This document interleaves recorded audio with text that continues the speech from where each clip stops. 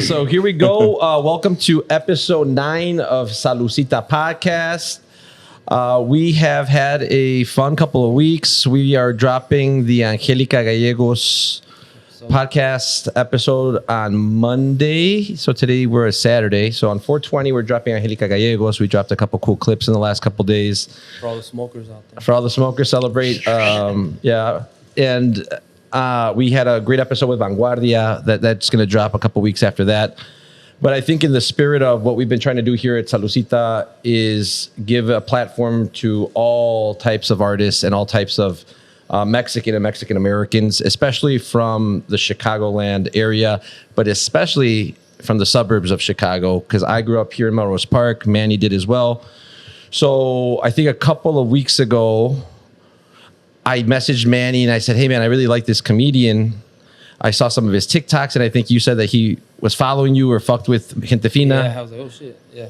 And the funniest part about this whole thing, I was telling Ruben, when Manny and I decided to do this podcast, maybe November-ish, we're like, all right, we had some like inklings of doing this, and we're like, you know what, let's do it. We filmed an episode, but we didn't have a name for the podcast. So we filmed it, and then I'm like struggling. I'm talking to George about it. I'm talking to my brother, and I'm like, and you know, we have taqueria, so we have Los Comandos Morros Park, Los Comandos in Elgin, and talk about it. So I'm like, every time...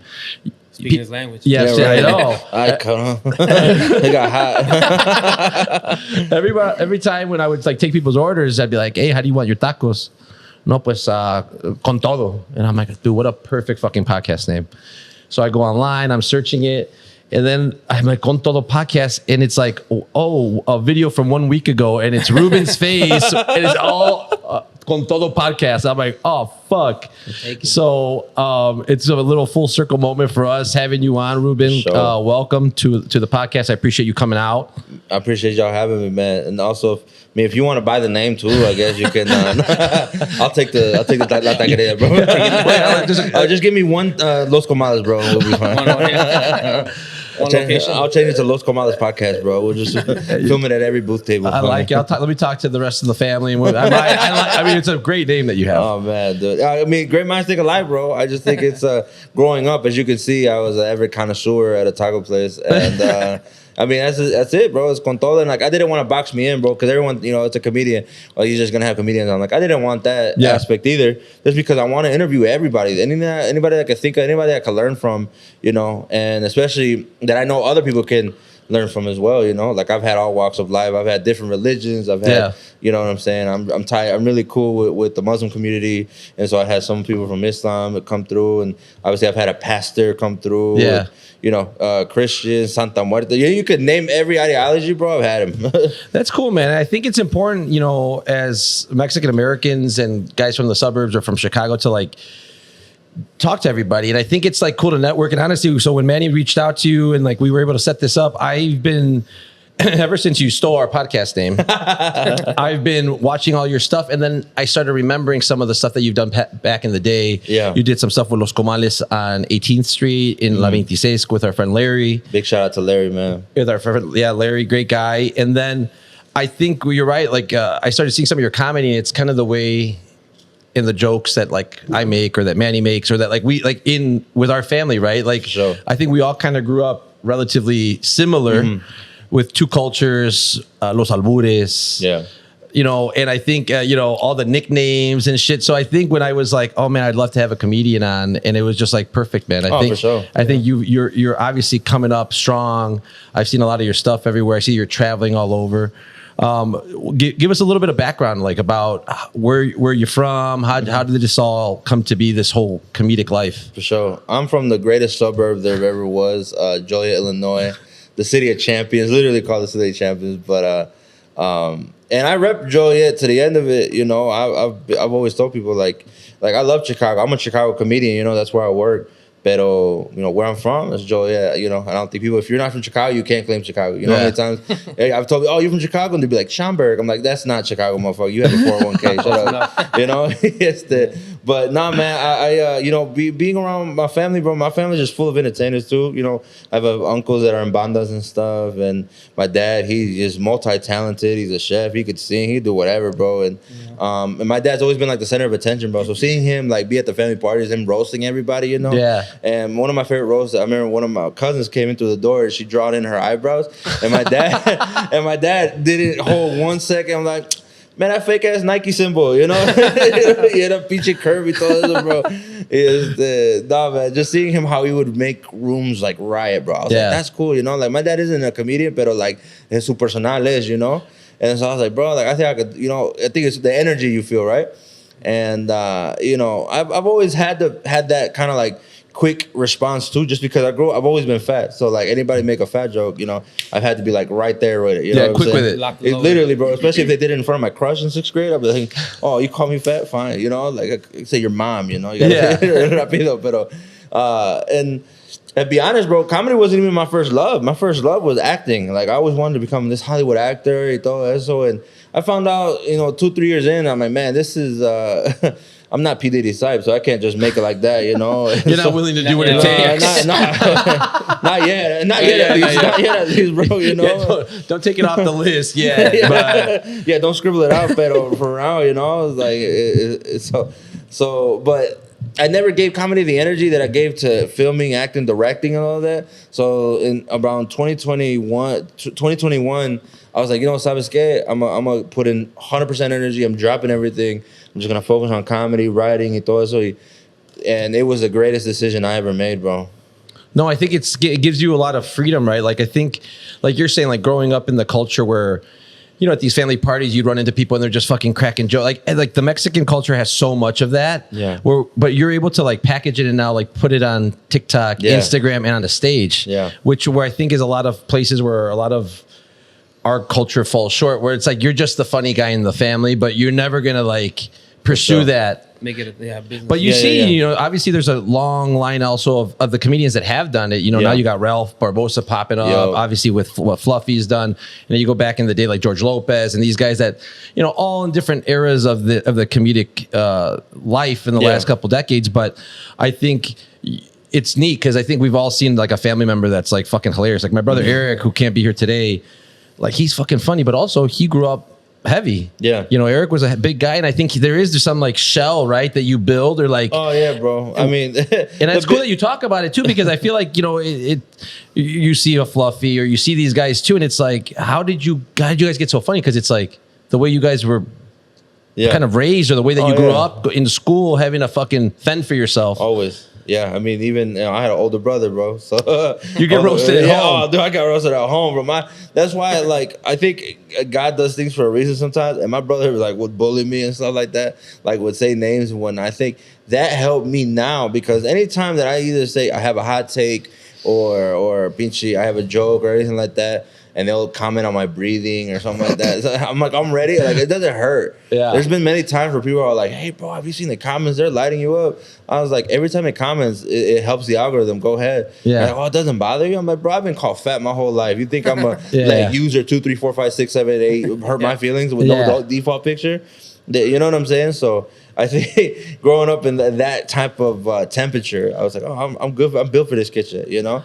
But yeah, and lo and behold, I mean, I just dish it back sometimes too. Especially, you know, I'm very vocal on my stance politically. You know, growing up, and you know, I come from a house of immigrants, so you know everything that's going on right now. I'm very, very I don't back down. You know, and I get tromperos hitting me up and giving me death threats all the time, and. Well, I think that's also like when I met Manny like less than a year ago, but we instantly hit it off. My brother Eric knew Manny better than I did. But I started seeing Manny's stuff, like the ALV ICE stuff and all the, you know, like shit that was, and prior to this administration coming back and then hitting us with ICE all over, right? And what places got hit? Fucking Joliet, Elgin, Addison, Melrose Park, La Villita, Pilsen. You know, like our areas, man. Yeah. Like they were targeting, they're not going after, Immigrants, I think. They were going after fucking Mexican people in Chicago. They're and not going to Chicagoland Greektown, area. bro. Así es. They're not going to Greektown. They weren't didn't going go to Chinatown. No, bro. And then Ukrainian village. In the Ukrainian No. village, bro. And the thing is, I've had people comment because I do, like I said, bro. I say fuck ice all the time. Can you cuss? Yeah. Okay, cool. Don't worry, I'm not gonna cuss too much, but like, No, it's I good. put When it fuck comes to ice. that, Yeah. for sure. I mean, he's got an AOV ice shirt. Yeah. No, but when they mentioned, oh, by the way, ISIS for all immigrants, I'm like, that's how I know you're ignorant, bro. Yeah. That's how I know you're ignorant. Porque it's if you are blind, if you don't see that we were targeted, like it just doesn't make sense. Any Hispanic neighborhood that has Spanish on their billboards or anything, boom. And You not know? just that, but like then even the people that are brown skin and Yeah. they're like, oh, pues I was born here. It's like, guess what, man? When they see you, they were grabbing people from the streets. Hey, let me see your documents. They're not asking you, are you first generation, second generation? Yeah. They see that you're brown, you got a beard like you guys and me. Let me see your passport. Let me see. And it's like, oh no, dude, this is about everything. It's about our freedom. Oh, yeah. So I think that's cool, man, that people, we have to speak up because my dad came here when he was 17 years old. Your family immigrated here too, right, Manny? From Durango. My dad came from Jalisco. Where did your family come from? My mom's from Distrito Federal and my dad's from Zacatecas, so You would think your mom being from the F would be the more like, was she funny person as well? Yeah, like, sure. My mom, That my has, like, mom the be best, crazy. like- But my mom's like the slight jab, Yeah. like she'll like see a shirt like it's too tight on me. You're like, no, that's un poco flaquito más, right, mijo? And then like she'll tug at it, so, like, no, you don't think it's time to upgrade, Like, Have to go up. mijo, ya no eres XL, ya mijo, 2X, Let's go to the Husky store. Yeah, I remember when we were kids, so I've always been a big guy too. But I remember we would go to like, whatever store we'd go back to back in the day. And then my mom would be like, oh, mijo, es que este no es Husky, vel. Go to the Husky section. I'm like, oh, fuck. And I'm like, no me cabe. She's like, no, pues, it's Husky. Like, that's all you got. Yeah, mijo, no eres pantalones de 34, ella es 36. Oh, ponte los más abajo. And I'm like, damn, they don't go much lower. Well, how do your parents feel about what you're doing now? Oh, they love it, bro. They love it. And I think that's one of the things that helps me keep going, man. Just because in the beginning, at the end of the day, Mexican parents are always going to want what's best for you. Not necessarily what you want, but what's best for you. I dropped out of criminal justice school. And I remember calling my dad about it. And my dad was like, hey, mijo, like, how's school going? I was like, oh, let me tell you about that. I dropped out. He's like, what? You dropped out? He's like, well, what are you going to do? I'm like, Dad, I'm going to be an actor. Don't worry. Don't worry. And I then got it figured out. My dad was like, ¿Cómo que vas a ser actor? When do you guys start making money anyways? And I Googled it, bro. And I said, Pa, the average actor makes it at the age of 45. And I was fresh 21 at the time, bro. My dad was like, ¿Cómo que vas a hacer? And it didn't take till my dad saw me on TV for the first time that he was like, okay, that was cool, mijo. Yeah. Like, it's something about Mexican parents. They have to see it. They have to visually see it that it's working, right? And which movies and stuff, it was really hard to keep proving the concept just because you would film something, you won't see shit for 8 months. You know? So I'd have to show my pictures like of this, like, oh, Dad, Like, I'm I swear I was on I'm in front of a set. camera. Yeah. But with comedy, bro, I'm posting every day, and Yeah. también orgullosos. They've seen me when I'm in sold out crowds. Yeah. And, I just performed in front of them at Kansas City, and so they saw, you know what I'm saying. So it's nothing but proving everything, And, yeah, it's like a proof of concept. I think everyone, like, I'm a visual person too, where it's like, sometimes you don't believe everything that you hear, like, especially when you're your own best hype person, right? Yeah. Like, you have to hype people up about your talent. Yeah. It's hard to do that because you're a one-man show. Yeah. Especially in the Mexican community. Imagine telling your parents, I'm going to be an actor when you're 21, Yeah. Like, my dad would have been the same. Like, I'm good luck. You'll figure it. You'll find out how. It's not that easy. And I think what he's saying, like, they want to, especially like they had such a hard time immigrating here and doing that, and they don't want to see you go through a hard time. Like you were saying, they want the best for you, and they're like, okay, go find your 9-to-5 job, get your 401k, get your PTO, and now my kid's safe and he's got some money. Instead of taking a huge risk, which you have taken a risk. This is like you bet on yourself. But how was that transition, Ruben, from being like a funny guy, funny kid, to getting to the point where now you're doing shows and now you're on a stage? How was that transition from that? All it is format, Like, wait, hold on. You wanted to be an actor, right? Yeah. So how did that work out? Oh, yeah. Like, what was the next step when you said I'm going to be an actor? But when everybody who acts, they know like the steps to it. Beginnings, it's like you do background work. So like when you see the TV shows and stuff, the people at the restaurant, the people you do into that, and then from there you network with everybody because everyone who's a background actor, they submitted to it. They love the industry, you know. And so you're gonna find a lot of dreamers there. So they're like, all right, oh, you got a camera? Okay, cool. Let me connect with you. Okay. I can be in front of your camera. Oh wait, you like to do sound and production? Oh, okay, cool. We need, you know. Oh, te gusta hacer makeup? Oh, okay. You know what I'm saying? And that's what I did, bro. I hinted all these pieces, and I got just I had a conglomerate of people that just wanted to do this stuff, and. When I was heavy into it, bro, like, I mean, I was one of the top producing filmmakers because I had a really good producer too. Shout out Adam Dada.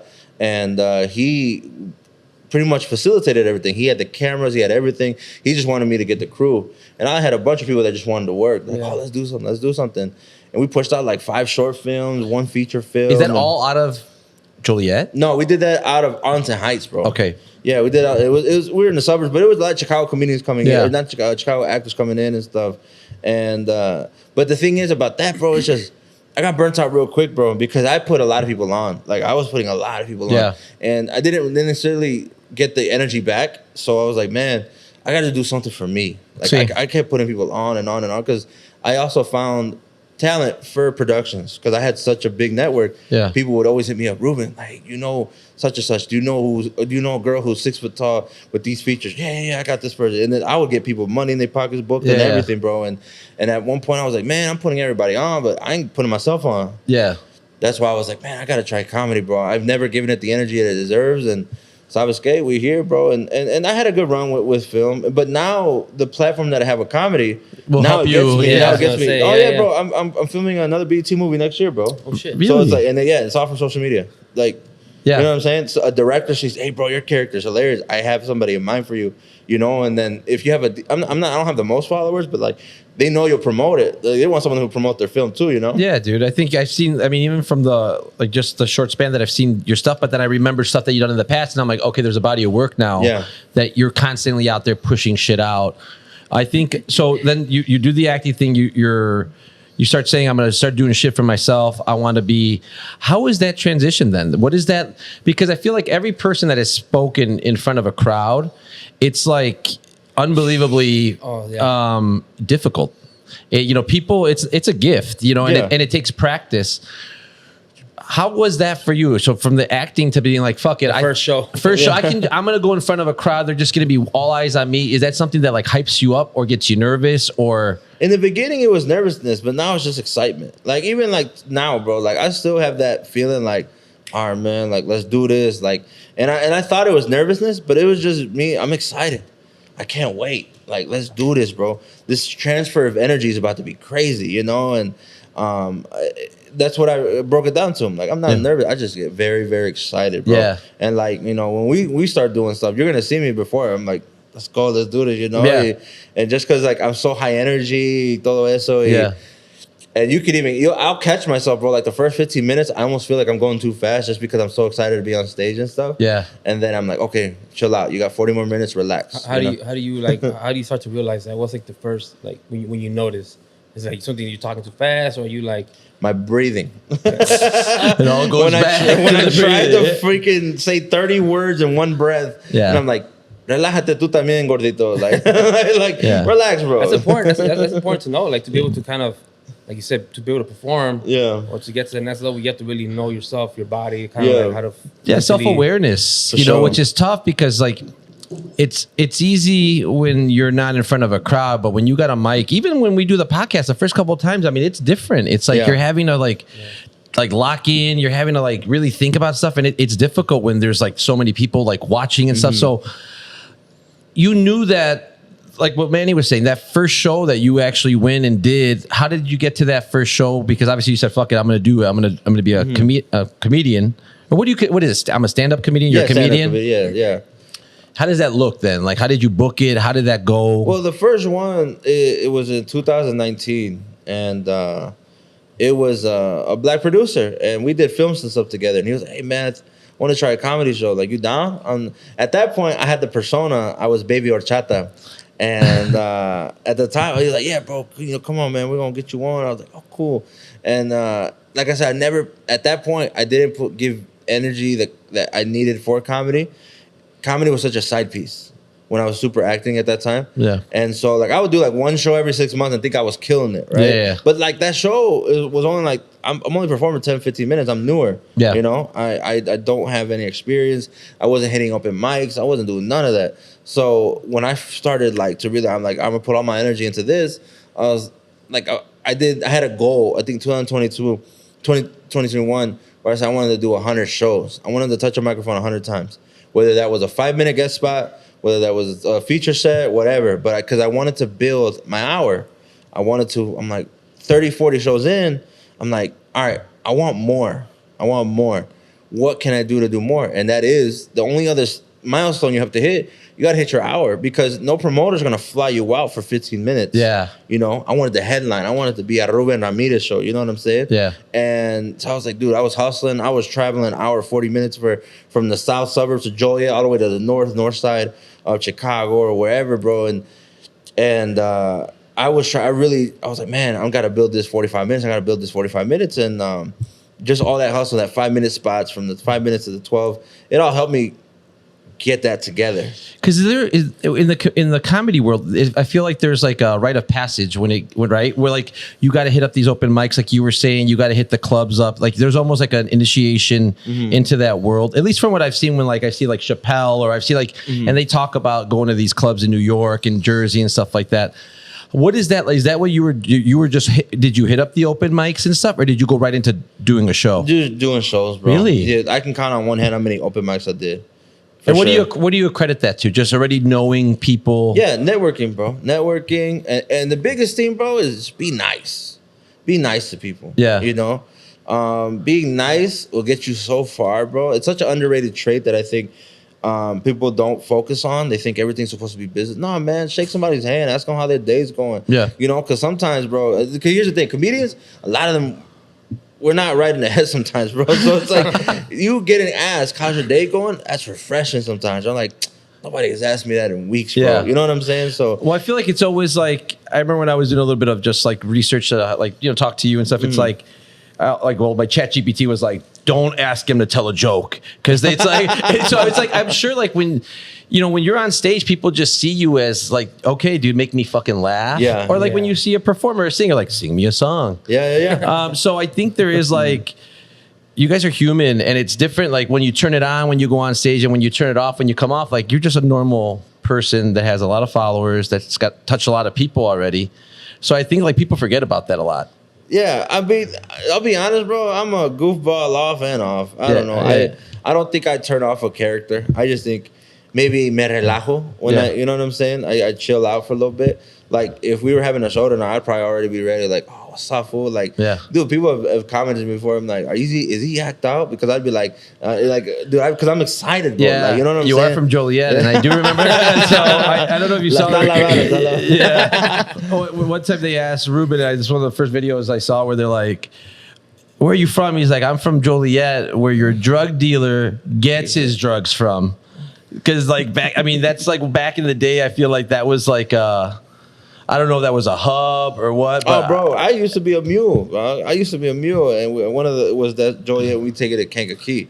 That was the route right there, bro. Shout out K3, bro. So, I wanted to introduce quickly on that note. Speaking of, so the last couple episodes, we've invited like a special guest every time. My brother's done it 2-3 times now. Eric's in Mexico today. I asked our friend Jose Alfredo to come today. So welcome, Jose Alfredo, to the Salucita Podcast. Gracias. Thank you. Jose Alfredo he's a performer, but he's not just a musician, singer, which he's very good at both. You're a comedian as well, I would say, or I don't know. What would you describe what you do, Jose Alfredo? I would say performer. That's what I use so that I don't get pigeonholed as comedian. No. Okay. What is the term? Performer. You're a performer. Yeah. Entertainer. Good. Entertainer. Yeah. So he does a show here at Tequileria. This week, we've been here for 9 years. I think in the first month or two that we opened, Jose Alfredo played here. So he's been with us for 9 years, consistently like one of our top shows because he's found a way to weave Mexican comedy, I would say, like that first generation, second generation, because a lot of people, when they come, our age will bring their parents. Yeah. And Jose Alfredo has a way of weaving in music and songs de Juan Gabriel or other. He did a Jenny Rivera night, but like writing jokes in between the songs. Nice. And it's been awesome. And then most recent, Writing is a stretch, but that's cool. no, I mean, you just did a show. He just did a show. What was it? About a month and a half ago? Yeah. Where can you tell us a little bit about that show? Yeah, it was a cabaret show that had music de Juan Gabriel. It was storytelling, jokes that I did right. But like different stages of different relationships that you had. Right. So it's like the 5 confessions of going through a heartbreak and falling in and out of love, basically. Hey, that's talent though, man. You gotta give yourself more props than that. That's talent. Yeah. That's, it's way more props because every person that I've introduced Jose Alfredo to, I mean, how many gigs do you get from people that have seen you here at Tequileria? A lot. Because you see them perform and you're like, I can think of a million places that I want this show to be. Yeah. But now every time I see a flyer that comes up with him on it, not here, I'm all fucking pissed. I saw you doing a brunch somewhere and I'm like, God dang it. I should have done a brunch. But he's one of our closest friends here at Tequileria, and I consult with him about a lot of things because he knows music, he knows comedy. So today I was like, let me try to bring him with you and just have a good conversation and just see, because I think the whole thing with comedy and growing up Mexican American is so fucking funny. Oh man, there's a lot to work with. There's a lot. Like even Jose Alfredo, when your mom comes and like your mom's more savage than your dad with the jokes. Oh yeah, that's where I get funny from. Like dirty jokes. She's wild. She's wild, and she's how tall is your mom? 4'8". She's a tiny little lady. They come, they set up all the mics and stuff, and the dad's the engineer, and then she'll just say like one like off color comment. And you're like, God damn, senora! Like, didn't she roasty Bet the other day? She did, yeah. Oh, that's fire. So thank you for coming, Jose Alfredo. No, thank you. Especially thank you on a early Saturday. So then going to like getting into the shows and all that. How did that start? So you did that BET. Yeah, I did a couple BT films. Okay. And then the comedy stuff, then like you started going to doing these shows and stuff. Mm-hmm. Ruben, how did that go? Like, how was that first initial show? The first few shows, like, did you feel like giving up? Did you feel like this is fucking what I want to do? No, when I started really starting, bro, unfortunately I did well in the beginning. So I didn't learn anything. I'm like, oh, this is it? I can do this. What's everyone complaining about? Yeah, this shit's easy. What's the grind? What? You know what I'm saying? Like, I do this once every 6 months. I'm a killer, you know? And I had my first, like, awakening. It was at the toughest shows are black shows. The toughest crowds are black crowds, nonetheless. I mean, crowds, Mexican crowds too, they can be tough if they don't fuck with you. But black crowds, bro, they'll begin at the stage of not fucking with you. Oh, they're like mad already, right? Yeah, they're like, I see it. You gotta earn it. You literally, like, Mexicans, they'll at least be like right here. I'm like, okay, ¿qué vas a decir este cabrón? But like black crowds, you ain't shit. Like, you know what I'm saying? Like, I'll bet you have to literally build that up, right? And I didn't get good till later. But when my first realization, like, oh, this shit's hard. I did a competition in Chicago, and I was the only Mexican comedian. Everybody else was black. This comedian right before me was from Detroit. Detroit produces really good comedians. So I was like, oh, this dude about to kill it. You know what I'm saying? Bro, he was up there for maybe 30 seconds, and he got booed off the stage, bro. Booed. I thought booing was like a TV, movies. Yeah, like a TV thing. No, I saw it in real life, bro. I saw it in real time, and I was like, even like my homies that were there with me supported, like I look at them and they be like, I'm like, that's fucked up. Hell no. Like I'm at and they're like, the host comes up, like, all right, man. Well, here's what it is. Next comic coming up, Ruben Ramirez. I was like, shit. And so I go up there, and I'm supposed to do 10 minutes, and I'm doing good. Like I was like, you know what? I remember what my black homie told me. He was like, bro, black shows, you gotta roast them. They like when you roast them. And so luckily there was like 3 girls with wigs in the front, and I was like, all right, I'm gonna just roast them for like, and they were loving it. I was like, all right, cool, I got them. And then at like 3, 4, 5 minutes in, bro, like it was okay. And then like I just felt it just switched. One of my jokes didn't hit, it switched. Bro, I crashed that fucking train. I'm like, all right, guys, it's been my time. I wasn't gonna give him the fucking chance, bro. Yeah. What did 6ix9ine say? Not gonna give him the chance, goofy. and I was not about to get booed off. So and then the host was like, that right after that? Yeah, I'll do it. As soon as like I felt that energy change, All right, man, my name is Ruben Ramirez. Thank y'all, guys. And the host was like that's hey, 8 minutes. Hey, you still have 5. I'm like, I'm good. Ruben, do you remember the joke? Was it like that? Was it offensive to their culture? No, bro. I don't remember the joke. I'll be honest, because it was like so early on, bro. My jokes have been, dude. I changed jokes so quick, like often, bro. So this is funny. Maybe like 3 weeks ago, Jose Alfredo performed here, and Jose Alfredo has a bit where he'll start singing to the guy. Yeah. Some of the Juan Gabriel songs, he'll start being a little flirtatious and a little bit. Me cántame a mí, bro. So what happened that night, Jose Alfredo? Because I think I've never experienced it. It would give me so much fucking anxiety to see. Yeah, I'm happy I heard about it on your podcast and not in person because I left that night. What happened that night? The energy shifted for sure. But it wasn't because of him. It was because of his girl.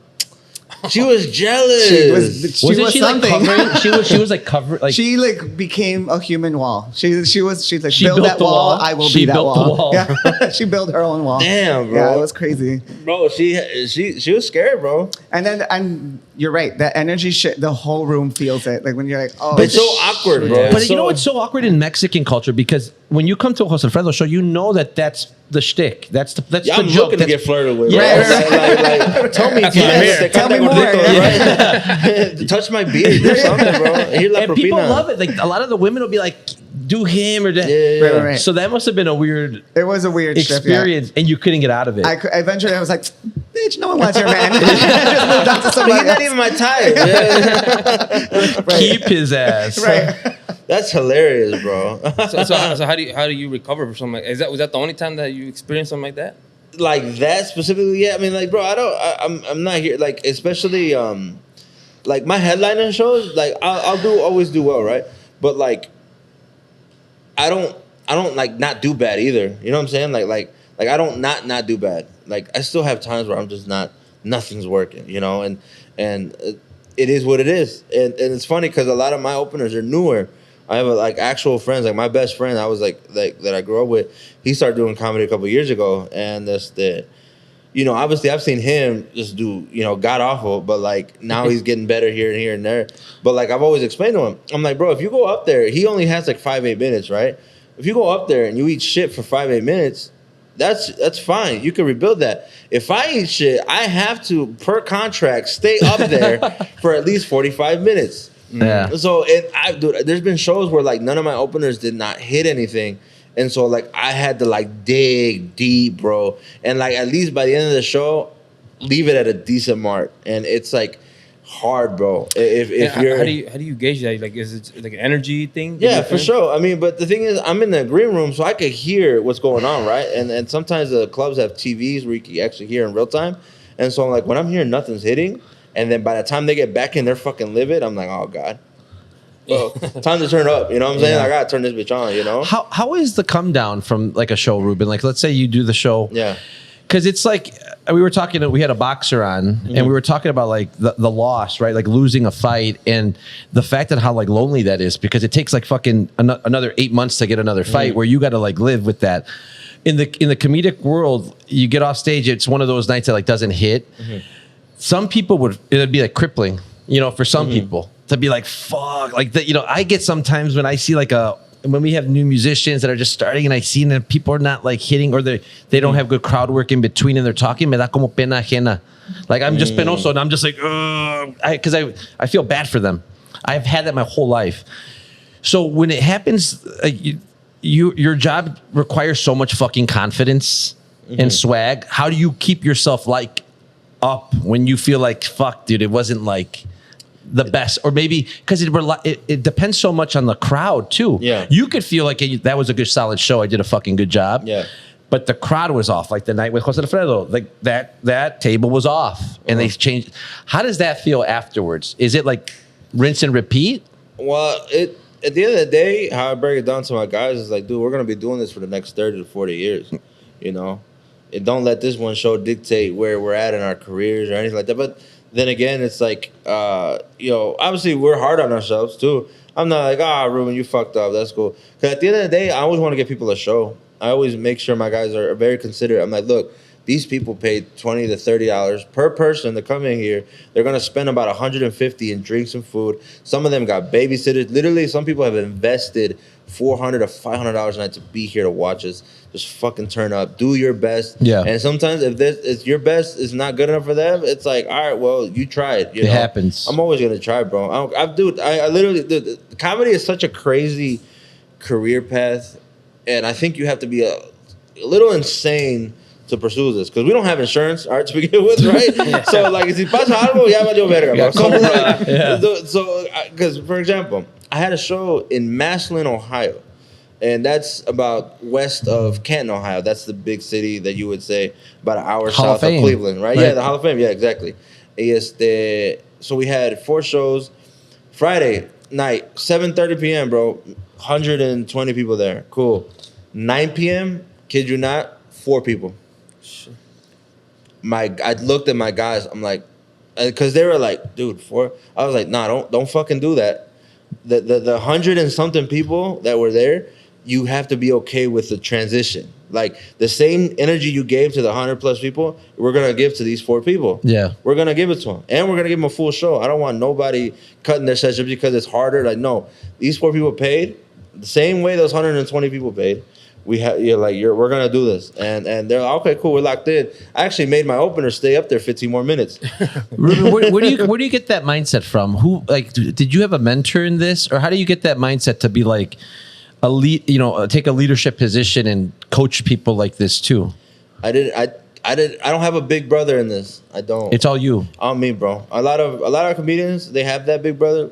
Fortunately, yeah. God bless them. Good for them. But I think God put me in a position to keep trying hard, and even like getting hit with these so early on, so I can help my homies out. And there's leaders, and then there's gonna be, you know what I'm saying, people are just gonna be following, right? Yeah. And like I said, there's nothing wrong with it. I just don't want to. I'm creating something for myself that my friends can eat off of. Yeah. You know. And if it happens one day where a super famous comedian's like, "Hey, Ruben, hit the road with me," I'm gonna do it. You know, but that opportunity hasn't come, and I'm not gonna wait. Yeah, you know what I'm saying. You're gonna build it yourself. So everything I do, bro, is built off trial and error. I've messed up so many times, bro. But at the end of the day, I could try again. Yeah, that's literally the worst part about this is I could just try again. Yeah, that's it. No, and like picking yourself up like immediately. Yeah, but it requires this. So much self-confidence. Oh, so I love seeing that too, bro, because sometimes it would, and that's why it's not for the faint of heart. Like what you do, what Jose Alfredo does, even what Manny does, making designs and shirts and drops and hoping that people buy them. Obviously, Manny now is, you know, a fucking rocket ship. Billionaire. Billionaire. But it is like you put yourself out there. Bro, and putting yourself out there requires fucking up sometimes. A lot. Yeah, but some that's really big ups, some really like big downs. Literally, bro. I mean, tú sabes, dog. I can't even imagine how much T-shirt designs you must have in your vault, bro. Yeah. And some things that you thought were like super fire, and then out of nowhere, 1 T-shirt sold. Yeah, you know what I'm saying? Like, it's the same concept, bro. Yeah. It's the same concept. It's putting yourself out there and putting like your talent and hoping other people respect it. I love it. But like, picture this week, Manny, you were at the Contemporary Museum of Art. Yeah. Fire. With a fucking exhibit with your shirts, your hoodies. When did you ever, I mean, that was probably, you said it was one of your dreams to do that. To work with the MCA, yeah. I mean, it's one of the most beautiful museums in the most beautiful part of the city of Chicago. Yeah. You have Lurie's on the left, you have the Ritz-Carlton on the right, and then you have this unbelievable museum. Price in the middle, right? Yeah. But how about that? I sent Manny a screenshot from a buddy of mine, my friend Joel, who helps my family a ton, and he sent me just like, dude, I'm so fucking proud. I almost got like teary-eyed. I'm like, dude, me too. Like, this is fucking cool. Like, I wish I would have known about it, bro. Yeah, why weren't you there, bro? I'm playing, like, man, speaking, like, you gotta make 3X and 4X, man. Yeah, right. They'd be like, yes, sir. No, this is not your vibe over here. Fuck.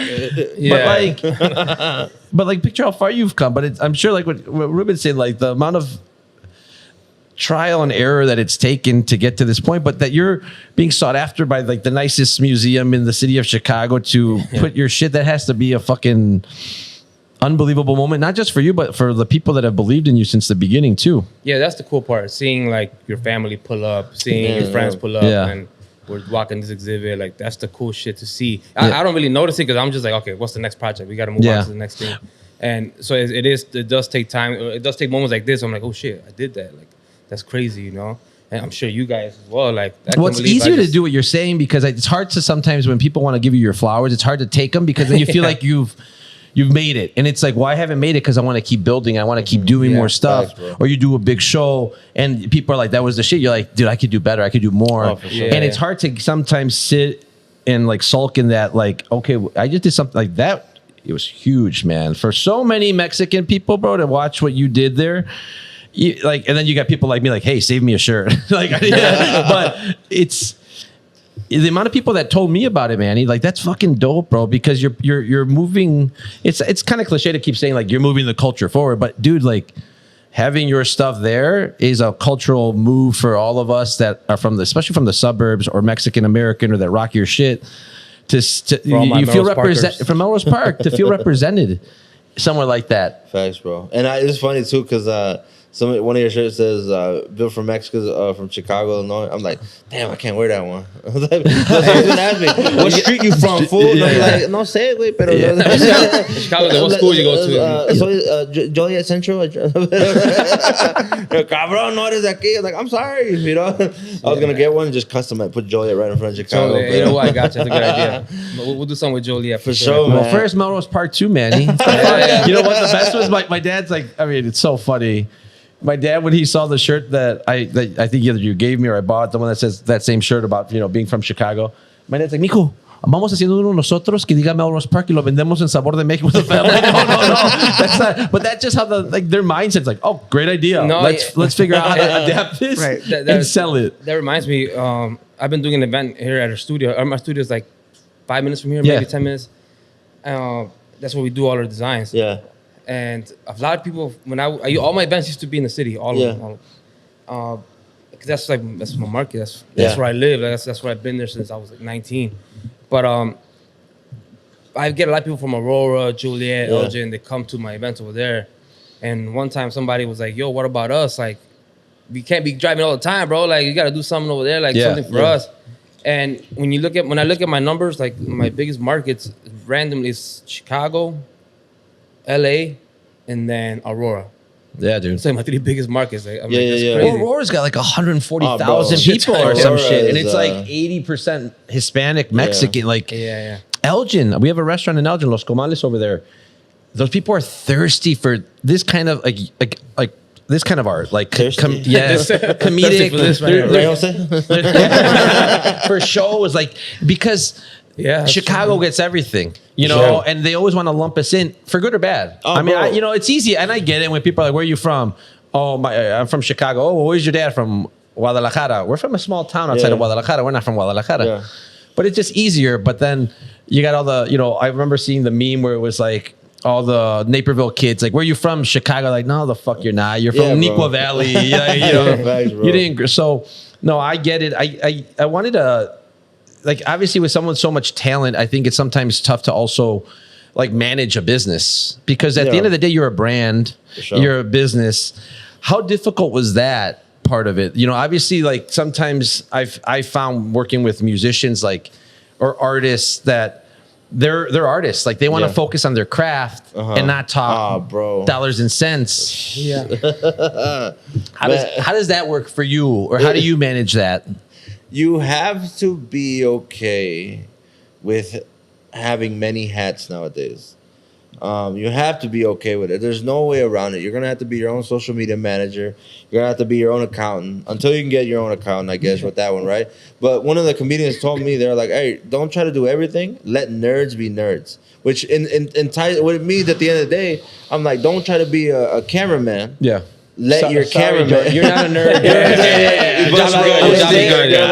know what I'm saying? And he's like, "No, get nerds to do," because he's passionate about cameras. That's how his biggest thing on part of the team is, right? So, like, I tried to be my cameraman. I tried to be this. He was like, "No, bro, get people that are passionate in that area, and because you're passionate about being in front of it. Why are you worrying about what's going on in the back end and everything like that?" But at the end of the day, like right now, like when I'm traveling out of state and whatnot, thank God I have my manager. He's the one that lays down the details, and he's able to negotiate for me. And a lot of the local stuff, though, like I book my own stuff when it comes to like Illinois. I got covered, Yeah. And I would say this, bro. I say this with my chest, and it's the receipts. I'm one of the only comedians, if only that actually travels to cities outside of Chicago. I've done shows in Stone Park. I've done shows in Melrose. Not yet, brother. Soon. One of my biggest market is Waukegan. Yeah, Waukegan always pops out. Shout out to Lucas because my guys over there. Well, last night we had a show with Sam Morales. Half of this place was Waukegan. Yeah. It was DJ man. Lagunas. Yeah.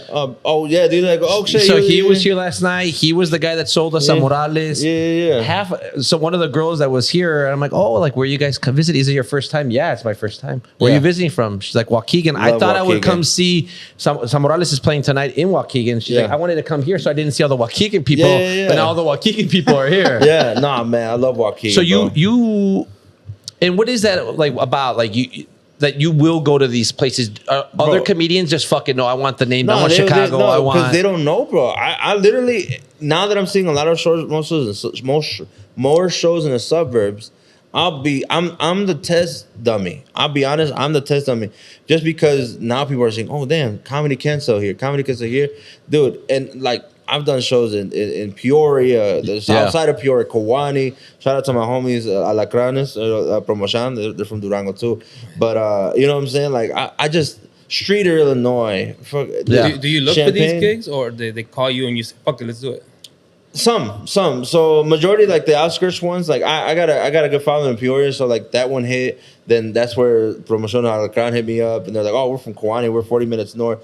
Cool, I'll do that." I did it Quad Cities. Everything's internet, bro. I mean, they see you, and that I'm willing to go. A lot of them are scared to hit up artists because they're like, why would they go to this little hick town or a small town in the middle of nowhere and you whatever? And like, no, I fuck with everybody, bro. And what's your number one audience? Is it Mexican Americans? Yeah, now it is. Yeah, for sure. But you also like the African American like community very well because Houston, black. Yeah, I love you, they pull up. bro. It was crazy, bro. It was maybe, you know what's funny? There was like 3 Latinos there, and one wasn't even Mexican. The 2 of them were Salvadoran, and one was Mexican.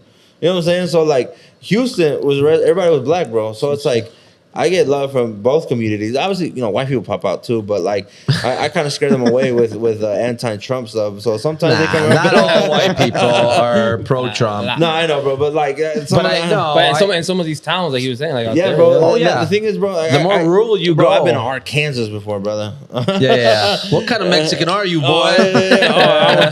You're not one of the good ones. I don't care. I got your money, fool. Yeah. Did you come here the right way? Yeah, bro. Yeah, you come here the right way. Fuck. Yeah, bro. Through my mom's vagina. Did you ever have something happen to you like at a live show where some heckling or some dude like on some? Nah, I mean heckling happens all the time, but no one has ever protested my message. Yeah. I always start off my shows by saying "fuck guys." I've said it in areas that you wouldn't think would hit. Yeah, I've said it in Stevensville, Michigan. It's a very, very hick town, but I said it. That's a nice fucking town. I like that area. I do like that area. I'm like, it's a hick town. I like that Stevensville. Oh, but dude, I do, and I was a #1 selling comedian. They've done shows at this one bar over there for the last 3 years, and they do it monthly. I was a #1 selling comedian. They've ever had, bro. So the first Mexican they've ever had, I was #1, bro. I'm like, they told me at the show, I'm like, bro, they're like, you're different. Because I look at their lineups, it's white folk, right? Yeah. And then like when someone with Sazon comes, they're like, who's this? Yeah. You know what I'm saying? And I'm #1 in Stevensville, Michigan. So shout out to Stevensville, Michigan for some reason, right? Yeah, shout out. Love your area. He loves your area. Love Stevensville. But like I said, I don't discriminate on areas, bro. Like I said, Massillon is a small town outside of Canton. I love small city vibes too. Porque a lot of the people don't get that commodity that the big cities have. Yeah. And so they're very appreciative of someone coming to their city. Yeah. And that's how I feel like the burbs feel with Gente Fina doing your pop-ups over here now. Yeah. Like all the love that we're getting over here too, because if not, it used to be all the Mexican stuff was Pilsen. Yeah. Right. Or La Villita. Nothing wrong with that, right? No, not at all. You're like, love my Pilsen people. Yeah, El Boys Town, right? And up north. A little bit of that. So I wanted to just so the business side of it, you got your manager now. You're also booking your own stuff. How did you meet your manager? How did you guys decide to start working together? So I previously had one, but he was based in Florida. He would give me a lot of gigs on that area of the map, and once you start traveling, bro, it's a whole different monster because not only are you starting under, right? Because you have to pay for your own flight, your own room, and stuff like that. Sometimes these clubs they'll provide the room, but like you're gonna have to get there your own way, right? So when you start traveling, that's when the more bigger risk comes in because now you have to fund to get there, right? You might not even sell a ticket because no one knows you in these places yet, but you have to figure out how to get there and make it work and manage it, right? And so I started doing Florida, I started doing that side, did Atlanta, and then so that's when this gentleman named Dorian, he started peeping. I'm like, oh, he's traveling, he's trying, you know, and he had a couple of his people that put him on to me too. I'm his first Mexican client, so it's like it's a different market. Yeah. You know what I'm saying? And he's like, man, like I want to grow with you, you know, because I'm not famous, not yet at least, right?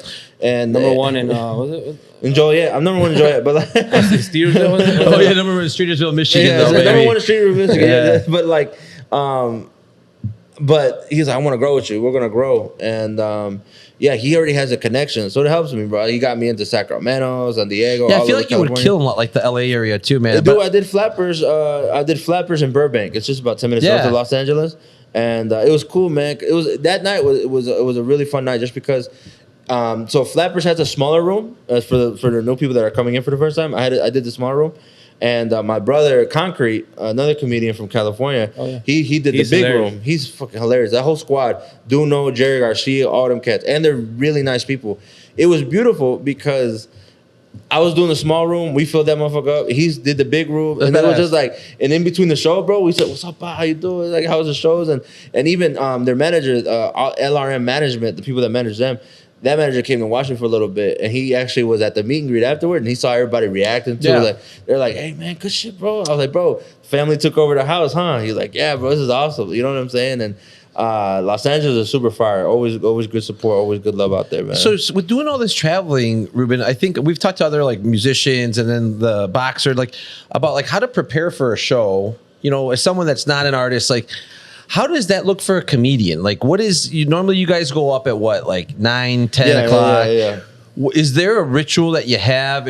How do you get up? You say you're excited all day, but like, how do you like lock in, I guess, for a sold out crowd in an area that you're, especially since you're like bouncing around from area to area? How does that work for you? So I'll be honest.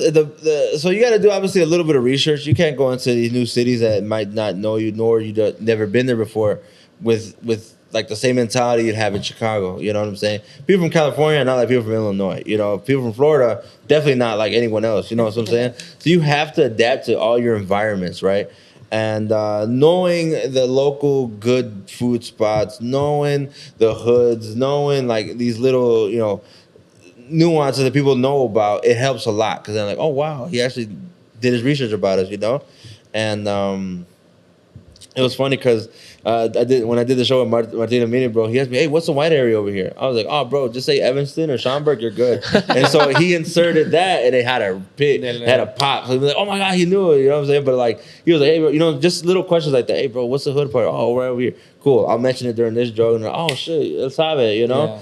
So it's a lot of research beforehand. You got to do your homework a little bit. You know what I'm saying? But then now that I've been in Los Angeles, that I've been to these Dallas and San Antonio, Houston, I know the little things now. Yeah. Right? Yeah. I'm not saying I'm a local now, but like I know enough to get the crowd there like excited. Connect a little bit. Yeah, for sure. So that's on the comedic side, like getting like the jokes and like kind of like plugging that stuff. What about you as like just Ruben? Like beforehand, like are you trying to sleep? Fucking work out, eat. Yeah, not work out. I wanted to give you the benefit of the doubt. Cold plunge in the morning. No, so it depends, bro. I mean, what area? I mean, I guess it really depends. Like, I believe it or not, I love swimming. Which I mean, I just float, but like, I love swimming. So if my hotel or Airbnb has a pool, I'm in that bitch. Yeah. All fucking day, dude. Just fucking relaxing. Just chilling, bro. I'll DoorDash some food and shit, just chill. And then I love my nap, shower, eat combo that I have before a show. And then after that, I already have researched the late night food spot. And so after the show, you're going out. Oh, I eat. I'm not a drinker, bro. I'm not a drinker. I'm not a partier per se either. I literally, there's so many times where my openers are like, bro, what are we gonna do after? I'm like, I'm looking for a food spot. Y'all do whatever the fuck y'all want. That's your thing. At the end of the day, bro, I did my job, bro, and nothing after 11 o'clock serves me. So it's like, unless it's White Castle. And at the end of the day... And then it's going to be a rough morning. Está bien que me limpie en la mañana, bro.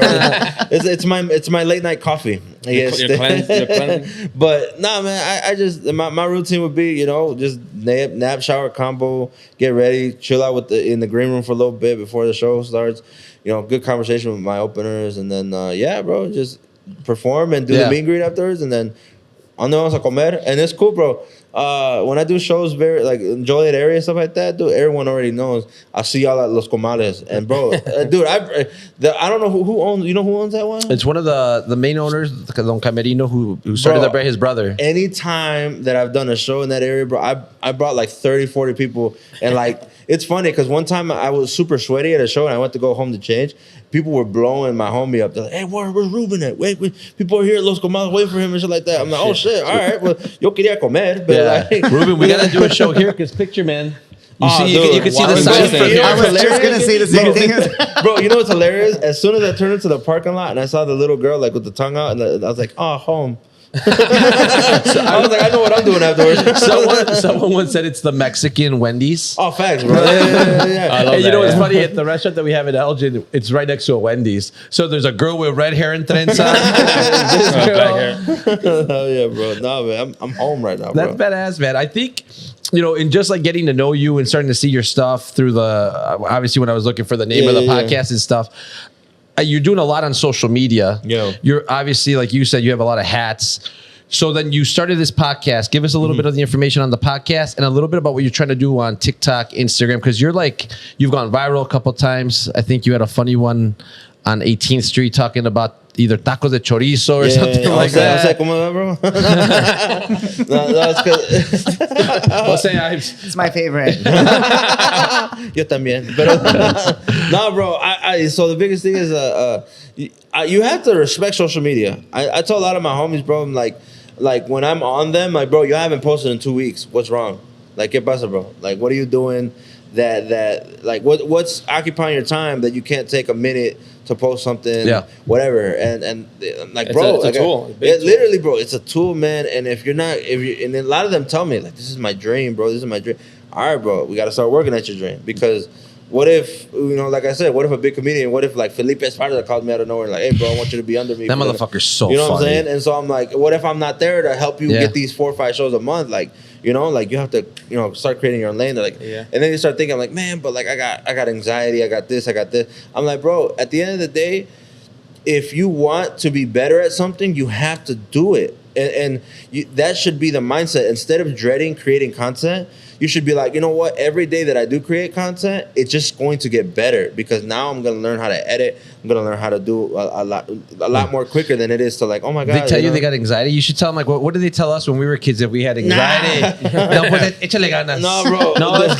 I have a joke about how my dad, I literally told him, I thought I was depressed. I thought I was depressed. And my dad was like, no, mijo, nomás tienes hambre. And like, what's crazy was, like, he wasn't lying, because anytime I was sad, I would eat. I feel a little better, bro. That feels like fuck, didn't it? a coping mechanism. Psychologist. Then I look at my dad, like, Dad, you've been really depressed, huh? Y'all give him a hug and whatnot. Get me cool. I'm like, está muy triste, right, papi? But it's so funny. Like, I mean, all those little things about growing up, like, we were talking, I think the first one, we were talking about like autism, like, that's not funny, but like autism and all these things that, like, when nobody had autism in the Mexican community when we were kids. Bro, that's so bad, bro. Dude, I've had family members that had it, like, but the family members, like, refused. Es que está malito nada más. So, like, wait, no, man, he's got like a clinical issue. He needs help. Nah, he's just playing video games. like, come on, man. You know, dude, I love the Mexican bloodline, bro. Just, you know what's funny too? Like my dad growing up, there was a point in, like, I did this joke in front of him and he started dying because he remembered every moment. He thought I was gay. Wait, you're not? We're matching. You're like, David, why did you bring me today? I thought you said that this guy was a fellow gay guy. I thought it was a blind date. Nah, dude, my dad thought for a while, bro, because here's the thing. I had tendencies. Okay, I had tendencies. Sure. You know, my favorite wrestler was Rikishi. He wrestled in a thong. You know, and like he was just a good wrestler. My dad thought that's why I liked him. Like, I don't know. Le gusta porque está su culo ahí nomás, right? And then like and then my favorite TV show was My Sweet 16 growing up, bro. And the one episode that had a boy in that bitch, bro. And I didn't think anything of it. I'm like, and I got jealous of him. I was like, oh, fuck that. If he can have a Sweet 16, I can have a quinceañera. And dude, I asked my dad for a quinceañera, dog. He's like, it's hard. He's like looking at your mom. He's like, te dije. Yeah. I tell you? I was on everything, bro. Man. And so just like I love that my family has just been themselves. Yeah. And that alone has created just this bloodline of jokes and it's just, and that you're able to like you said, it's like I was asking you, like, how did you do that? You're like, I just package it up now when I go on stage. Like, but we all have these jokes when we were growing up with our family that was like the doble sentidos, or you always had the funny uncle, but you've been able to take it to a different, you know, you've professionalized it. You've made it a business. You've made it a brand. And now you're pumping out content like crazy. I keep seeing your stuff on TikTok. You started the Con Todo podcast. Yeah. What are you trying to do? You're just staying active. Just staying active, bro. I mean, if I'm not staying active physically, I gotta be active online at least. Al mínimo, ¿verdad? Right? No, I just it's so cool, bro, because especially this tour, man, I've met so many people and just a lot of nice stories, bro. Like I don't know if you guys saw the clip where a jeweler gifted me a piece. Oh, I think so. I saw one where they gave you a Clase Azul bottle that was all blinged out. So that was one of the gifts. There was a Mexican kid that came. Was it a Mexican young guy? Yeah. And he gave you something. He said that you made him happy. Yeah. I just watched it. He gave me a chain, bro. Like a chain, dog. Like I was gonna bring it today, but I didn't want to, like, you know, with the shoe thing, right? But like, you can't show us. You can't show up the. No, but bro. Beautiful, like his zodiac sign. Right, no, he's gonna. I can't wait for him to have his piece. He's gonna be like, "Fuck that gente fina with a Durango aquí, right?" No, bro, and he gifted me that, bro. And I remember him telling his story. He was like, "Dog, you helped me through a dark time," and like hearing those stories, it's like it's important, bro, because like that's how I know God got me on the right path. And you know, obviously, in my roots that I've always wanted to be like a police officer to help my community out. Now I can literally help out worldwide, like in a way, right? Where like if my content can make someone smile or laugh for the day, hice mi trabajo, bro. And so when I hear these stories, him telling me, you know, because trust me, even I've been depressed before, and I've always seeked comedians. You know what I'm saying? Yeah. Like, man, I just need to laugh, bro. You know, I need to laugh, and especially too. After these shows, bro, I do the meet and greets. I want to meet everybody, and I hear these stories, bro. And like, hey, bro, I need it tonight. Like, I need it tonight. Like, I've lost my job. I did this, you know what I'm saying, stuff like that, and you know, I just need it tonight, and you know, stuff like that. And then you know, I'm getting these gifts now. Like, I've had customized shoes from someone who made custom shoes for Floyd Mayweather, and I got the Clase Azul that was customized, but it sold out. All the like the blinged out, bro, and stuff. It's just like it's not even just the gifts idea, bro. It's just like the sentiment that went behind it. That they're like, man, this person made an impact on me to the point where I want to show him that, like, a thanks, right? And so it's like I take that very, very serious, and that's why, like, I'm online. I'm like, okay, cool. I gotta make somebody laugh today. I gotta do something in a way. And that's why, like, you see me sometimes, I'll go on a run and post 5 times in a day just because, like, I feel it, you know? But I think, you know, to the point with, like, comedy and doing shows live in front of people is one thing. But the fact that you're doing so much online, too, because I didn't even think about that. Picture what was happening here in, like, you know, October through December with ICE, where people were not going out and not getting their comedy or not getting their music. And, like, and now you're coming to them directly on their phones, in their, you know, I think that's actually super important that you do that, because I didn't think about that, because it was the same during the pandemic. Like all musicians switched to digital. But videos. I think it's like the effect of not just entertaining, but the fact of like pulling people out of fucking dark spaces. The whole thing with ICE, when it was like bad, it was fucking depressing as hell. So if you can have somebody like yourself that, like, especially the way that Mexicans kind of cope with shit, which is I think through comedy. And alcohol. Sometimes, right? Alcohol and the cheating, pero no. We're not going to get into that. No. But I think but I think that's a huge thing, man, because you're brightening up someone's fucking day. And I think just the way, like, whenever, like, someone's down, pues you take them out, you have drinks, and then you fucking joke around, talk shit, and that's the way that we grew up. Yeah. So I think that's really badass, man. This is cool, man. I'm glad you came on. Like, thank you for having a having me, comedian on, bro, is like so refreshing. Bro, I'm happy to be here, bro. Just like I said, bro. As soon as I walked in, I saw a stage. I was like, yeah, I'll be here, bro. I'm gonna come back. Oh, you know what? I've always wanted. I know that there's an avenue. I talked to Jose Alfredo about doing the show that he just did in the city, about doing it here. But I love stand up, man. I grew up with, watching Eddie Murphy. I mean, obviously Chappelle. I love stand up comedy, but I'm trying to find like the right fit. Sure, bro. And we could do something fun, man. Even with like Hit the Fina, do a little pop up. Yeah, that'd be cool. Something like, I think we got to set it up. And then down, bro. afterwards, the hike to bro. Los Comales Nuevos Park. It'd be, dude, it's a wrap, you're going to be bro. like the Messiah. You're going to be leading us that dude, way. leading us, Walking behind you. I'll have like instead of like the pole hat, I have like the braids of the girl. We'll make the image of like what Trump did this week with Facts, bro. me handing out tortas and stuff. He's a doctor. Just trays and trays of. He's a doctor. There it is, There's bro. no way a depiction Fucking of Jesus. That is he's a doctor. Man, and the fact that he has a fucking tower in the middle of Chicago, bro, that's so crazy to me. Like driving past it and I just see Trump. I'm like, fuck. Yeah, I got a beautiful view into it. And I looked at like, Right, literally in the best part of this, like it was like one of the best parts of the city, bro. It's like, all right, that's crazy. I got a bunch You of have to photos. angle yourself right. Oh, when it's you're taking your tough. pictures. I mean, he took up a lot of that skyline. Every time we go to the city, my kids all flick off the building, Hell and I yeah, bro. always post it. And people are like, "Oh, like what are they doing?" And I'm like, "That's Trump Tower in the back. That's what they're doing." I wanted to ask you about we were talking right now how people come up to you and tell you like, hey, like I needed this today. Yeah. Or you have no idea how you affected me. I've been down and like this helped me out a ton.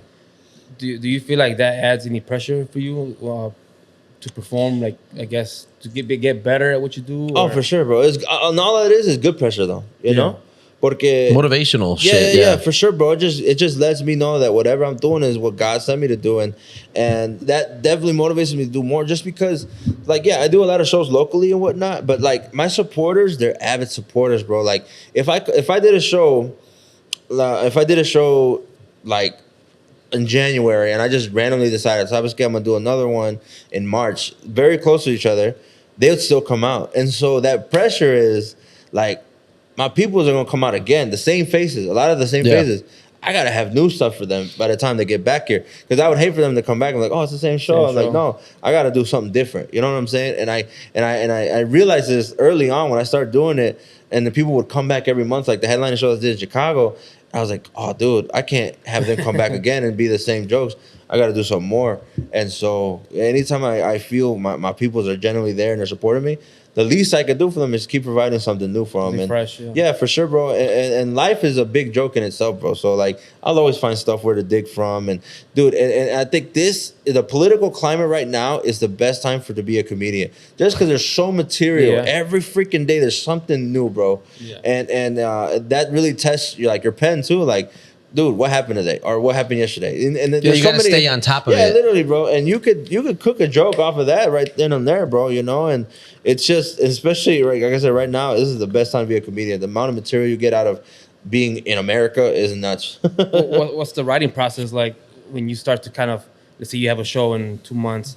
Do you start to kind of prepare for that show, like writing wise, or are you combining? Are you letting it come to you? I let it come to me in a way. You know what I'm saying? Because I think topics that speak to me are going to be a lot funnier than things that I got to chase. You know what I'm saying? And like I said, I don't go to open mics, bro. Like I can count on one hand how many open mics I've been to. But just because I've been able to work so much on the actual showcases and stuff.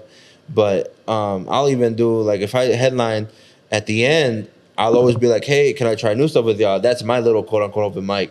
Okay. Right? And then I'll do my iPhone, that's where I write all my stuff is here. And so, like, my notepad, I'm like, okay, cool, we're going to go through these jokes that I wrote yesterday. You know, I'm like, I always tell them, like, hey, these are not finished, but just, like, let me work through them. And yeah, lo and behold, they always get excited. They're like, oh, cool, more new stuff. But I feel like that always works, too, because, like, you're making them a part of the process. For right? sure. And Yeah. I feel like then when they hear that joke, and let's say you get your special, and you're on TV or you're on Netflix, and they're like, dude, I was at that show in Joliet And or that's in how Melrose it Park. went, And it's like going back to the process. We had a writer on here. He's nominated by. He had a Grammy nomination. Fire. Jose Esparza, and I work out with him now and then. And when I'm talking to him, he's talking to anybody, he's asking a ton of fucking questions because that's where he pulls a lot of the information on what he's going to write on the songs. How was your part? Or he's an informant. Or he's a fed. Or he's a fed. But because he was asking Manny some personal stuff. And so, Yo, Manny, so you do tax evasion in 2022? So in 2015, you went to Kankakee. like when people pay you in cash, Manny, for your shirts, right? Jose, I thought you were a writer. Chase, I saw your wallet. You had a Chase card and a BMO. Do you do transfers from out of country? So what is that Canary like? Islands? Are you pulling content from like conversations that you're having with people? Like if you hear something funny in a conversation with your family, obviously with your family, but like when you're out, how is that process like? Bro, I just get signals, dog. It's so weird. And I think it's another, gift from God out of nowhere. Like anytime I get an idea, bro, like, oh bro, I gotta write that down. Like it's fire. Or like if I'm driving, I'll record it. I'm like, all right, joke idea. And like I'll just go from there, they're right there. And it just hits me randomly, bro. But then like I said, life in general, like for example, I went to Kansas City last week to see, and I performed for my family, and I stayed with them. I didn't stay at a hotel. I stayed with them for 3 days, and in 3 days, I had like 4 or 5 new jokes just on them, just because of their mannerisms. I'm like, y'all haven't changed, but like, you know what I'm saying? Little things that my mom did, and now I'm an uncle. Glory be to God, my brother had a baby, and so like now I'm the new stage in life for me is being an uncle. Yeah, and I was hanging out with my nephew and just learning about him and. Like now I have jokes how it is to be an uncle because I don't have any kids, so like now he gets all my love. You know what I'm saying? Yeah. Like and so that's a new journey of jokes that I'll be doing in the future shows and so how many people are uncles in this fucking in the Mexican American community too? So it's like now it's a whole new wave of jokes and stuff. So. And especially nowadays because I think now we're not like our ancestors and popping out babies at the age of 14, 15 years old, right? And they're like by the families, like 6, 7, 8 kids. My dad has 12 brothers and sisters, bro. So like we're not doing that. You know what I'm saying? We're not doing that, So like a lot of us aren't having kids till later in life. And so everyone knows that family member that's like you're not gonna have a kid till you're like 40. Yeah. But like, you know what I'm saying? So that's where like I'm trying to get into just because that's dope, dude. Yeah. So what about you? You feel any pressure as starting a family anytime soon? Yeah, I feel that pressure. I'm like, damn, 30 years old. Like I do want to build something for my family though. I think that's the biggest difference, but that's what makes my parents' story so much more impressive because they built nothing. They built something out of nothing, and now that I have something, I'm like, all right, I need more though. You know what I'm saying? You gotta do right by them for what they've gone through. For sure. And I think that brings me to my next question. What's next for your career? What are you trying to do moving forward? Is it 100% trying to do stand-up comedy gigs live, or what are you looking to? What's the next progression for you? Yeah, I mean that's it right there. I just want to keep traveling more, going to different cities, and I really want to I've never traveled before like this, bro. I've never explored the world like the United States like this, and the crazy to think that one day like, all right, cool, I'm gonna go do some shows in France, or I'm gonna do some shows overseas, or even in Mexico. I would love to do shows in Mexico, and I'm actually like, you guys are the first podcast I told this to, but I'm gonna be really working hard towards doing more Spanish. I think one thing that I've noticed in the comedy world, stand-up comedy world, it lacks Spanish comedy, like good ones. Yeah. And so I'm like, ¿sabes qué? Like I do Spanglish. If I see a bunch of raza in the area, I always do Spanglish just because it makes everyone more clear. They you know what I'm saying? They're gonna be like, okay, no está tan, no sabo, but like, you know what I'm saying? Like, but at least they can somewhat understand me. But like, I really want to push forward to more Spanish. Okay. And then one day, obviously be able to do like a full hour in Spanish and a full hour in English and tour both of them at the same time. That would be you know big. what I'm saying? I feel like if you can get nailed down that like full set in Spanish, for sure, bro. That'll be like a whole another. And I want to do something like, you know what I'm saying, like, like I said, the weekend shows, right? The Friday, Saturday, you get 2 shows at 7:30 and 9:30. I would love for one day to be like, you know what, ¿sabes qué? 7:30 show, Spanish. 9:30, English. So like That's cool. Two different demographics. right, buy your tickets accordingly because if you if you go to the English show, you can't speak English. Did I show up to the wrong show? Right? So you know what I'm saying? But like I'm working towards that. I think that's the next like big goal that I want to hit. And then now because I'm gonna be tapping into like the open mics scene, but in Spanish. There's a couple in Chicago now, and so like. I just said sí instead of yes. I'm like, sí. Eso me gusta. Sometimes you guide the audience. You know? You're right, bro. Very considerate. Sí. Yeah, sí. Well, he's right. We should be speaking Spanish. But yeah, now for the next 20 minutes, bro, it's just Spanish. Puro español. Jose Alfredo, you got you're in this space too with this the comedy and everything. Do you have any questions for our friend? Yeah, for sure. So that topic you just brought up, I make it a point at the beginning of a show to ask the audience, do you want this in English? Do you want it in Spanish? Or do you want it in a little bit of both? Usually, I ignore whatever answer they say, and I just do whatever I want. Anyway. Yeah, but because I have done both, mostly Spanish or mostly English, do you find that there's a different cadence that you have to take with, like when you switch to Spanish and you're just going to go, okay, vamos, entonces, puro español. Does your cadence in telling a joke have to change for that? Yeah, oh for sure. Just because now, like, so my set can be super Spanglish, right? Pero like, if I'm trying to do all Spanish, bro, like it makes it harder because I'm not translating the joke from English to Spanish because it won't make sense. You know what I'm saying? And so, wording, yeah, now you have to dig deep in a different realm, and it's like, but I still want to be myself, bro, because I'm dirty. You know what I'm saying? Like I'm a dirty guy At heart. Right? But it's like it's my favorite kind. It's like my comedy is dirty, so like. And that's why one of my favorite comedians, his name is Carlos Vallarta. Oh yeah, I love Carlos. And he was one of the first Mexican comedians that I seen was actually dirty, talking against the government and all. That's the type I want to go into. You know what I'm saying? Because he's breaking that realm of being like respectful. Like no hablas así. Like no, he's like vergas. You know what I'm saying? And like talking about. You know what I'm saying? There's just so much things. So that's why I want to stick to myself, but I still have to learn how to do it in that realm because. They're so used to cantiflas. They're so used to like that type of comedy. So it's like when you're trying to bring that new shit, it's like, ay, mijo, no.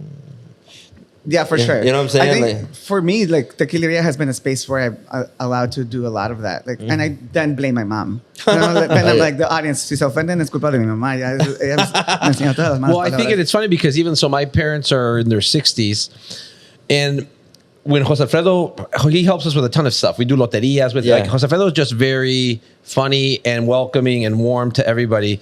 But he does go sometimes a little bit, and he'll start, swearing. I'll get warning labels. And so it's funny because my mom, very serious lady, muy like, and my mom loves it. And then my dad, who is hilarious, doble sentido. Medio, like he's the one que le da pena when you start to do the stuff. So it's interesting to see like that dynamic play out. Yeah.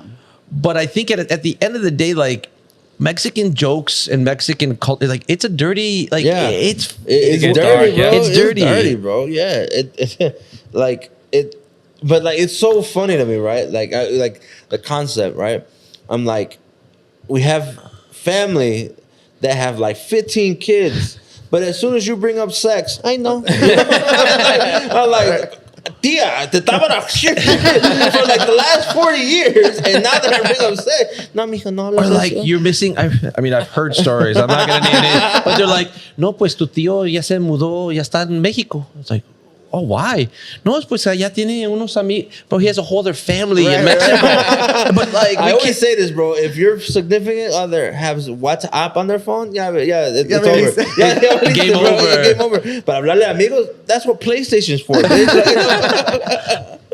No, man. I think it's so hilarious because like I'm not saying that Mexicans are hypocritical in a bad way, but we're hypocritical in a way, right? Con eso, right?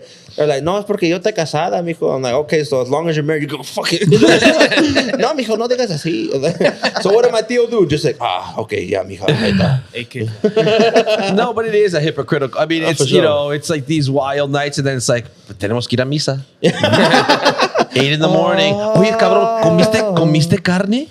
El viernes de cuaresma? And you're like, dude. And then, but like, you were just at the pastor place, just,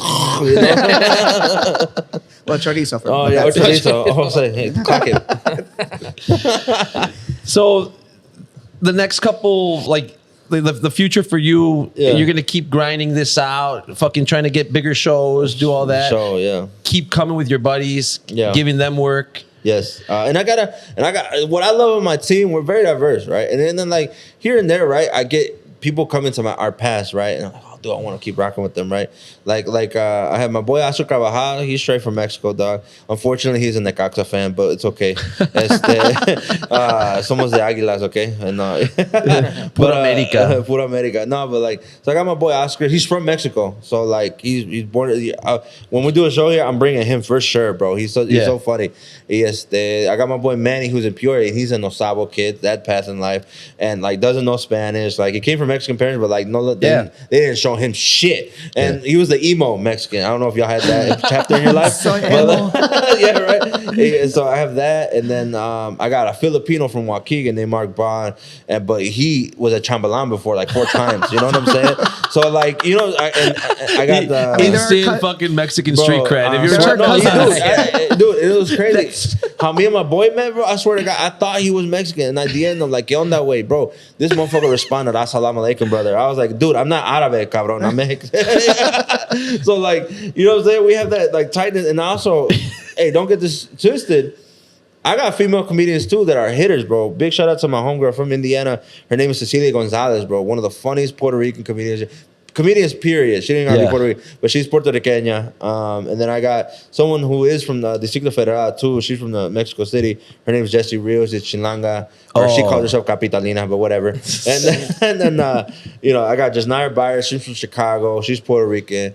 It's Soli Santos too. Like I have a good team, bro. And just for different diverse walks of life. And like anytime I do shows in like a hood, I know who to get from my team. Yeah. Or if I have a show here, right, like a place where it's gonna be super Mexican, I know who to grab. You know what I'm saying? It's cool, bro. I love my team, man. And then we're adding new cats, younger cats. My boy Munchie, he's from Chicago. My boy Brian from Chicago. And how do you decide I want this guy on our team? Bro, how do you see? Do you find their content? You see them live usually, or? So I catch them live, bro. But I'll be honest, man. I like vibes, bro. Like if I fuck with you, bro, and like that energy is there, and you bring good energy, dog. Like I could give a fuck less if you were hilarious. Yeah. To be honest, bro, I would pick being around a good person that's okay, or even like he's working towards it, but like nomás que le echa ganas. Good work ethic. Yeah. Rather than putting someone hilarious who's a fucking asshole. I don't, you know what I'm saying? Like, because the biggest thing is I want my peace, bro. You know what I'm saying? I want peace, and I want everybody on the same wavelength, because we all know what the mission is, right? And I always tell them like, all right, the mission is this. We all want to make it. Now we got to use my platform for us to make it. And I'm helping my cats out to get to the way. Like my boy Mark, I pushed him to get his hour in, and he finally started headlining. So like the day that he's really headlining a lot more, I can't wait. I told all my guys, I can't wait till you guys leave me. Like to the point where like, Ruben, it's been a beautiful ride, but now I'm gonna do my own thing. But I think the thing with you said with the vibes, like I've heard that from other people too, and I've experienced that just like through running restaurants and stuff. Where like if you have one bad apple, let's say the guy's a fucking good worker, he's smart, he gets it's busy. Are we crossing swords here? Okay. But one bad apple, man, can like affect the whole team, man. So sometimes I'd rather have someone that's steady, maybe not as grinder, but that just fucking doesn't change the vibes. It doesn't change the atmosphere, the culture. Yeah, you're creating a culture is what you're doing. Bro. And nomás que le echa ganas, bro. Yeah. I just want people that are trying every day. My boy Manny, who's in the middle of nowhere, drives like an hour to go to open mic, bro. Like, you know what I'm saying? Gente así. That's why, like, when I brought him up to do Den Theater, like these big shows, a lot of his comrades over there are like jealous of him. But they're like, how are you already doing these big venues? I'm like, bro, because he's working, trying to figure out how to get up on stage still. And I gotta meet your Filipino friend. That what you just said about him being a chamberlain 4 times. I keep laughing about it because it reminds me of like when you're like in karate or taekwondo where you get like these stripes. Yeah. That dude's got his 4 stripes of being Mexican, bro. If you're a chamberlain 4 times, you're a Mexican. He has a medal already. I wasn't a chamberlain 4 times. Right, she's more Mexican than me. Nah, man, that's my boy Mark, bro. It's Waukegan, bro. Waukegan night. I think we got to plan something, Ruben. I mean, talking about vibes, like from the moment you walked in or from the stuff that I started seeing from you online, and when I talked to Manny about you, like I just knew we were gonna get along. It was perfect because I was already grabbing food, so it made sense. Right? Yeah, all right, he is who he is. Right? Yeah, no, and I just think like. I did have fruit on my plate though. All right, right? Yeah. We started with food. I had a muffin and some fruit. Okay, life's about balance. Right, literally, bro. Estoy en dieta. But I think it's just like it's about having like good vibes with people. And I would love to do comedy here. I talked to Jose Alfredo about it before too. Hopefully, Manny, we could do like a pop up with you. Like I said earlier, like this space is made for artists, not just of the music world, not just of. It's made for all types of artists that want an intimate space. And Melrose Park is a hub, man. Yeah. Like Pilsen was a hub, but like 40 years ago, I remember when I was young, my dad would be like, oh, no, vayan a Pilsen, está cabrón. And now it's like, now look at it. Yeah. It's vibrant and there's new businesses. It's gentrified as fuck. I was going to say, okay, Brian moved in, bro. Yeah. Oh, you know him too. You guys do hang out together. But it's a space I've always wanted to do it. So I'd love to, we'll talk a little bit when we're done. Over our tortas, bro. We're going to talk about it for sure, man. Do you have any other questions, Jose Alfredo? I thank you for helping us out today. I really connected to the conversation about vibes. It's an ego thing. For sure. Like you don't want people around with the huge ego. It's the same thing ego. With building a band. I know why you don't want people around. Well, because mine has to be the biggest one. He's got the biggest ego. Oh yeah, when he goes on stage sometimes and someone sings a song, but that's part of your bit too and your joke. Yeah, like it's a joke, but yeah. But he'll like check somebody like, bitch, chill. So you got to see him perform, man. For sure, man. No, we'll come through, bro. It's at the end of the day, you need people. Not saying that you're like the big boss or whatever. Like at the end of the day, they also have to understand like you're like the one that's kind of fronting this. Like, you're in the front of all this, and they need to also kind of. I don't want to say to stay in your lane, like learn from you, obviously. For sure. And a lot of people won't.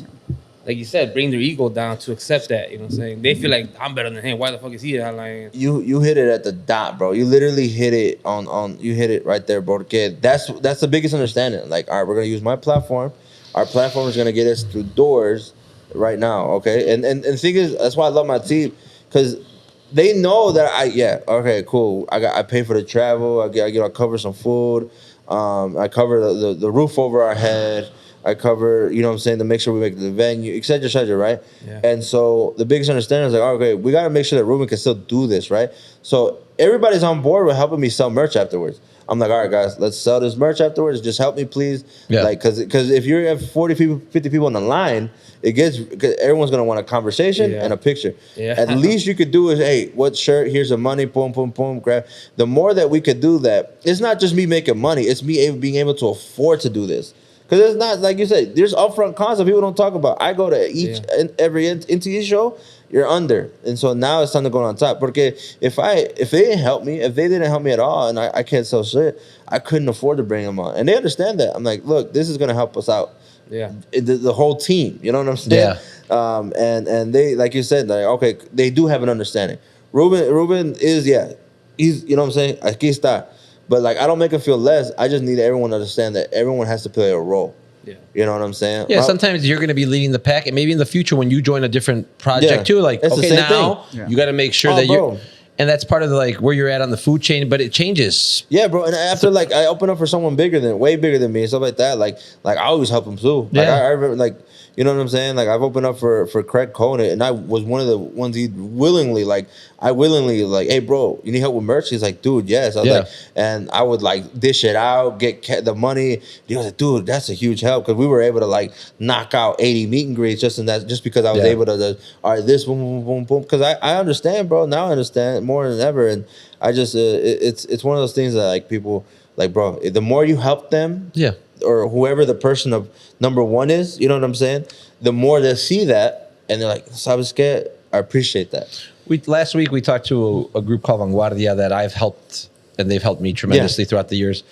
And Manny was saying too, when Manny started Gente Fina, you fucked with them immediately, right? They reached out to you, and now what's the group that you helped the most? Because at that time they were sharing your stuff, they were rocking it on stage, they were collabing with you, and without having to like ask or beg, right? When you're starting something, especially you that like you're the face of something, and people go out of their way to help you or like look out for you. I mean, that you'll never forget that. Oh, never, bro. Right? Because it's like everyone, you know, success has many fathers, and they say, and fracaso es huérfano. Yeah. Right? Like, if you ain't got, no one wants to help you when you ain't doing shit. No, facts. But when you're on the top of your top dog, everyone, oh, dude, I helped Ruben out when oh, dude.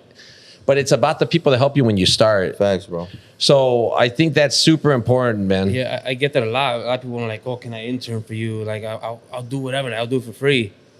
And nowadays, I'm like, bro, trust me, you don't want. This is a business. Like, this isn't just fashion show models and like having fun.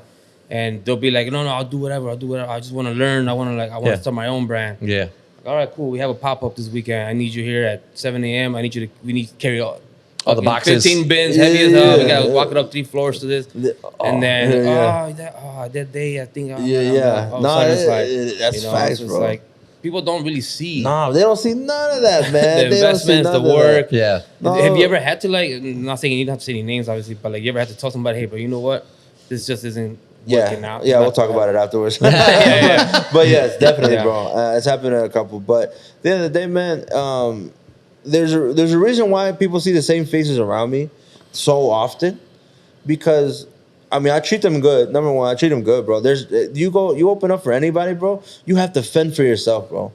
But 9 times out of 10, everyone has gotten a bed or a couch. Glory be to God, to my guys that have been traveling with me. I give them the forewarning. I'm like, okay, there's gonna be a roof over our head. That doesn't mean you'll get a bed. That doesn't mean there's gonna be space, right? But glory be to God, I haven't had anyone on the road having to sleep on a floor. You know what I'm saying? And that's what I always want to avoid. Something as small as that. Yeah. I just want to make sure you have either a couch, and getting that additional space is expensive. Getting these Airbnbs, instead of if I go by myself, I can get a room for $75, right? But now that I have Airbnb and I got to get my videographer, my opener, now it's 2-3 rooms. You're paying $300 a night. You know what I'm saying? So it's like I've been very fortunate to be like, okay, cool. Like y'all haven't slept on the floor. You know what I'm saying? I could say that. A lot of comedians, they'll be like, hey, if you want to travel here, you got to figure it out, bro. And so since I take that financial hit, but at the end of the day, people who didn't see the vision, they're not with us for a reason, right? Pero my people, you see very often, they're still with me because they see it, and I see it, and I appreciate that, because it's like not everyone's gonna come with you, right? I mean, they don't see the 15 bins, like I have to have them help me bring in merch. You know what I'm saying? Yeah. We got 2 big things of merch we got to bring in and set up. Like everybody knows, like, hey, bro, can you set this up while I'm on stage? Cool. All right, bro. No one has ever been like, no. Yeah. Or even giving me bad energy. Like if I feel like you're upset that I told you, hey, bro, can you make sure my hoodies are out or something? You know what I'm saying? Like, all right, that I would remember. Piss me off. I remember that. I'm like, all right, cool. I'm like, all right, cool. I remember that. But gracias a Dios, though. You got a good squad. Yeah, I don't know if it's a Mexican thing, Mexican culture when it comes to business. I'm a very you scratch my back, I'll scratch your back for life. Yeah. You know what I'm saying? We can keep doing that until we're both just scratching. You know what I'm saying? Keep doing that. I'm like, that's not my back, man. I'm like, oh, sorry. That's always kind of been like when it comes to collabs or working with someone like Vanguardia, who helped me out, and I have vice versa. You know, even the relationship that we have, man. You don't ask me for shit. I don't ask you. It's like we always just help each other out. It's like. But it's always like we do it out of the goodness of our heart, and also just like we understand what we're both trying to build, not outside of the podcast too. I think like with what you're doing with your brands, what I'm doing with Tequileria and Comales Melrose and Elgin, like it's genuine. Yeah. And I think that's how the real relationships are built. Obviously, there needs to be some like guidelines sometimes, because sometimes like there's people that overgive too, which I've had that experience too, and then you feel like un compromiso, like shit, dude, I didn't need all this stuff, like. I want to support your brand and I want to buy your stuff. Like, don't make me, But I think that's Mexican culture. Like, people will take their shirt off their back if they believe in you or they respect you. Facts. Well, you said the overgiver, right? When I got that jewelry piece, I was like, dog, I could do skits with y'all. What do you need me to do? like we're good, right? Here's a T-shirt. Like, oh, by the way, here's the bill. I was like, fuck, man. He's like, here's my room key. Yeah, right. Bro, it's just him right there. I've had people give me gifts. Like, thank you for Gentefina. Such a huge, everything you've been doing, like I love it. Now I want to give you this design that I made. To give me like a gift. Yeah. And then like 2 days later, hey bro, whatever you want to give me for for that. I was like, Really? No. yeah, and this has happened before. People, and now I don't take no give. I'm like, oh, I'm okay, thank you. The audacity, bro. Unless somebody unless somebody telling me straight up, I want you to have it, blah, Yeah. blah, okay, cool. But The audacity, bro. Yeah. The freaking audacity for them to hit you up. Hey, bro, whatever you want to give me. normally it's like $50, bro, but Para ti? para ti, Hey, well, I saw you have a whatever. big following. It's 100 for you. 49.99. Yeah, 48 bucks. That's nuts, bro. Yeah. The audacity of somebody, bro. Have you ever before? Because I feel like you're gonna steal. A topic in the comedy world is always like the stealing jokes, right? But for you, bro, have you ever seen someone bite off your design? A ton. Not only designs, but concepts, Yeah. events. Oh yeah, and I'm not even I'm not gonna say any names because I don't. Yeah. Maybe down the line, sometime I will. Whenever you're ready. Whenever I'm ready. I've had big designers, like global designers, that I personally had conversations with, who would run off with certain designs. There's a big brand out there. I almost said, but You're fighting everything you got. And you know what, man? He's like, the logo looks like this. It's something that I struggle with because I want to be like, yo, this person that you guys are like Yeah. championing over here, it's not who they say they are, right? Or somebody that's trying to push the Mexican culture. I'm like, I know this person. They don't give a shit about the Mexican culture like that. They're using it because they're riding off a wave. But I don't want to be the one that Well, it's and I think you help this trend, especially locally. Not a trend, but this movement where it's like I put Melrose Park on the map. not just Melrose Park, bro. Being Mexican American and having a fashion brand like yours, man. I think I've said it every episode. It makes us all do it again. feel very seen. It makes us all feel very proud. It would make me feel a little more proud if they had my size, but it would. I'll see it on somebody like that's cool, you know. Oh, bro, I'll be honest, bro. I took it personal when you release those varsity jackets, dog, and it said "Till Chicago ends." Not my size. I was like, oh hell no. Like Chicago did end. Yeah, literally, bro. Like top of scale, only shows in Joliet now, bro. It ended at 2X. Bro, I was so pissed, bro. Bro, the Bulls one, dog. Don't get me started, bro. Dude, he was in the bathroom making calls right now, ordering 3X and 4X stuff, bro. we Don't gotta worry. That wasn't a bathroom break, bro. That was straight up calling the manufacturers. The level of especially because I'm the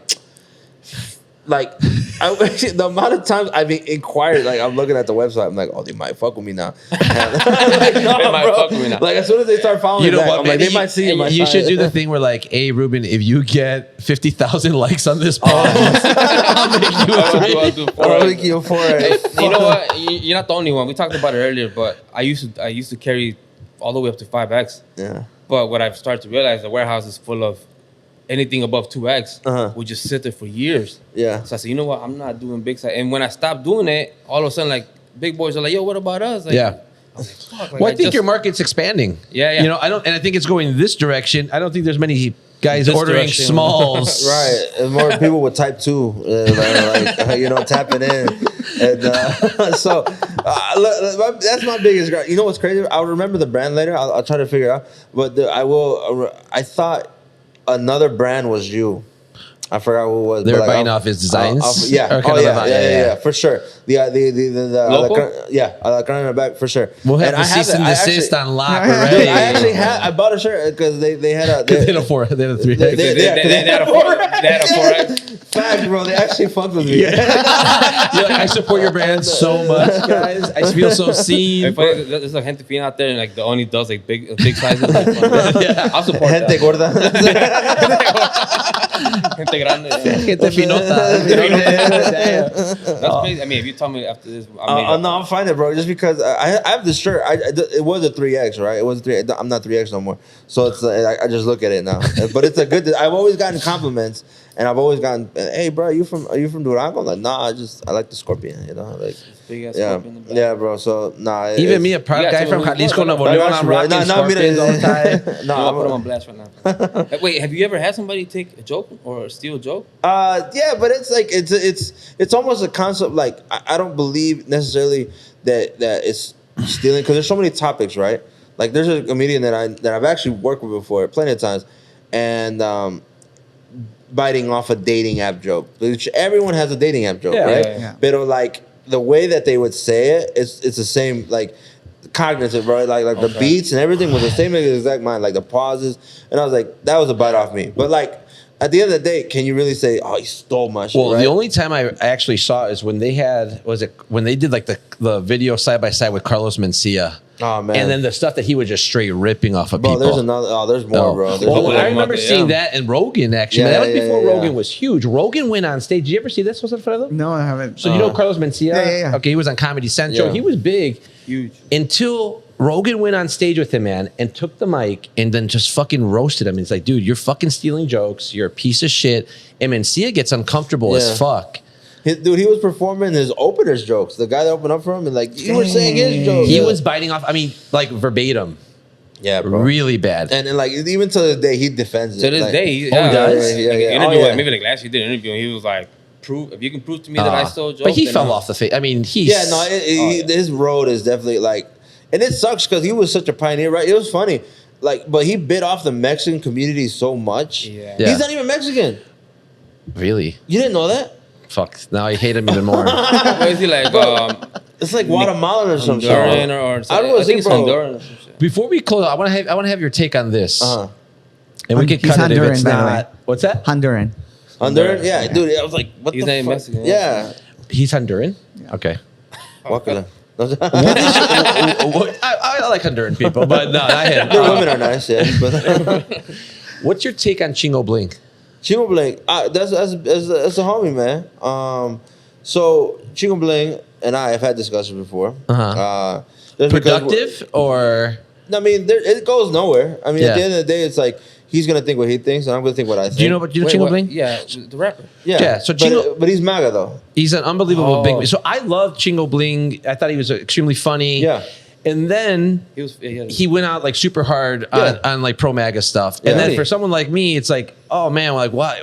I actually felt like betrayed because I really liked his stuff. Yeah, and I think he's funny and he fucks with this guy that I know in Utah. And I just felt like very much like, oh no, dude, don't do this. Hey, at the end of the day, he's from Texas, bro. Yeah. And Texas Mexicans, they're either one way or other way. And same thing for Florida, Latinos, right? Not just because Floridians and Mexicans, they don't really exist, but like the Latinos, like they're gonna be one side or the other side completely, bro. And like at least over here, there's 99.9% chance we don't fuck with him, with Trump, right? But we've had discussions. Like I said, it doesn't go anywhere. He still has his ideology, my ideology. Do I think he like kind of quit fucking with me a little bit after like I kept saying fuck eyes and all this shit? Yeah, like he used to hit me up to open up for him all the time. And oh really? Ya no, Wait, you know. he does stand up comedy as well. Yeah. Oh, dude, he was doing rap. He was doing some skits. He was doing stand up comedy. He was doing cool collabs. I mean, he was. Honestly, I was really into it for a while, and then this happened, and then I was just like, "Oh no, okay, I can't." No, for sure, bro. And it really turned me off. But here's the thing, bro. He's a good person. I'll say that anytime that he could put me on, that he would. I when I was performing for the first time in California, he had a show over by where I was. I had El Monte, and he had a show maybe 20 minutes west of there, and he invited me to open up for him, like at the Laugh Factory over there. And dude, like I said, like if he would have hit me up like, hey bro, I'm performing down the street from you in a couple of days. What's up, man? I'd open up for him. Yeah, but it's just that our conversation necessarily. And I don't think you're wrong by doing that by any means. I think I almost look at it like I have family members, you know, distant family members that are MAGA, and a lot of them are from Texas. Yeah. You know, a lot of my family from Nuevo León moved up to McAllen. The whole Valley area is extremely MAGA. Yeah. So también, do I love my family? Yes. Do I agree with their ideology? No. But also, I'm not like, I think you're on the same side. I'm not going to go and fight with them about it because they have their ways. Ideology, bro. What am I going to do? And you know what's going to happen, man? In like 10 or 15 years, we're going to look back at this time in our lives and be like, oh my God, look at the fucking who we had as the president. Look at who our kids had as their president. We survived the pandemic, bro. You know what I'm saying? Like, we survived a COVID, dog. That's nuts, a war in Iran. Oh, man, bro. Like, you know, taking over. Now he wants to take over. So it's like, I don't blame, but I was taken aback in that sense where he was so like pushing Mexican culture and stuff. And like, dude, he made a funny song about Canelo and boxing. it was cool, man. And then it was like a fucking balde de agua fria that hit me, and I was like, oh no, dude, like I can't watch his stuff anymore. I can't, but I do take it like that, where it's like you don't see eye to eye, but I'm assuming that's how they grew up in Texas, and it is what it is, bro. Yeah. You know what I'm saying? I think because I have a lot of conservative friends. You know what I'm saying? I have a lot of conservative friends. You know. And I love them. I love them to death. It just comes a little bit less than your non-conservative. For sure, bro. At the end of the day, it's like, look, they're super religious. You know, they're religious. Yeah. They're raised in a Christian household. I can't blame them. I can't blame them for not seeing the way that I see, right? Because I mean, I grew up in a Catholic household, but my parents were so open-minded. Yeah. Like, I mean, growing up, my dad's best friend was black, and one was black and one was gay. Yeah, literally, I remember. Yeah, literally, the guy that took a bullet from my pops, bro, was black.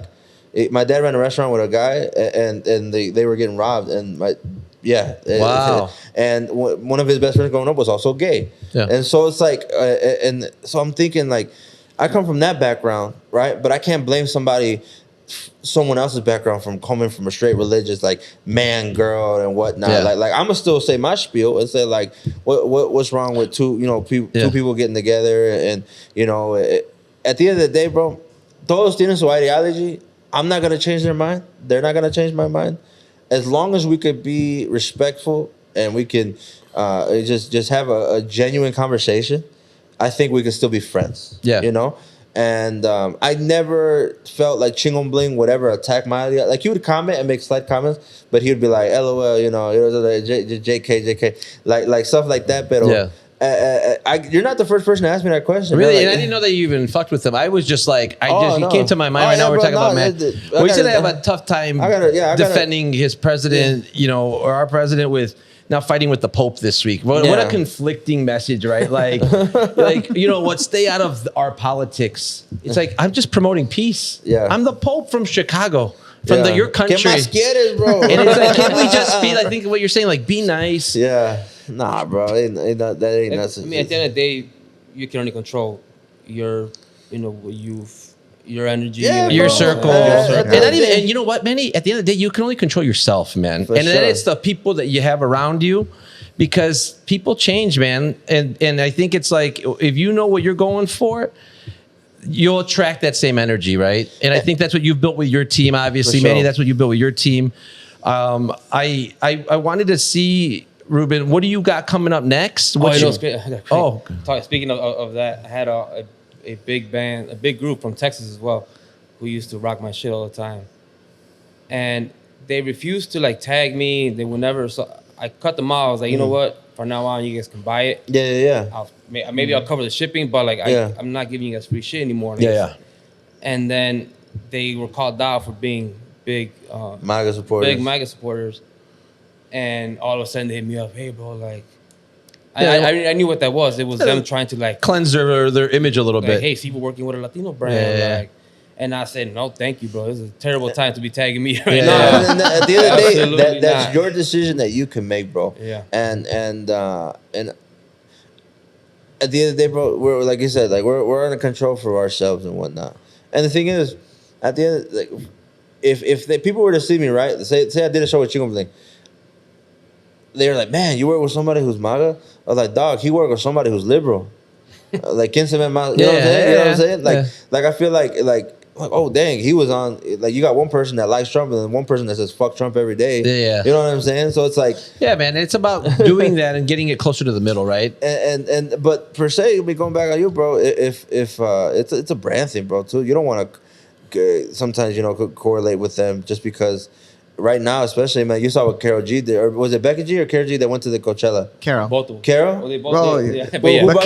Who brought the mariachi out? Karol brought the mariachi. Did y'all see that? The mariachi, the owners are MAGA too? Last night I saw that shit. Yeah, bro. So they had a mariachi group, right? Mariachi, Reina de Los Angeles. Yeah. Damn, putting them on blast. It's all women. Yeah. She brought out Karol G headline Coachella. I saw that. Huge.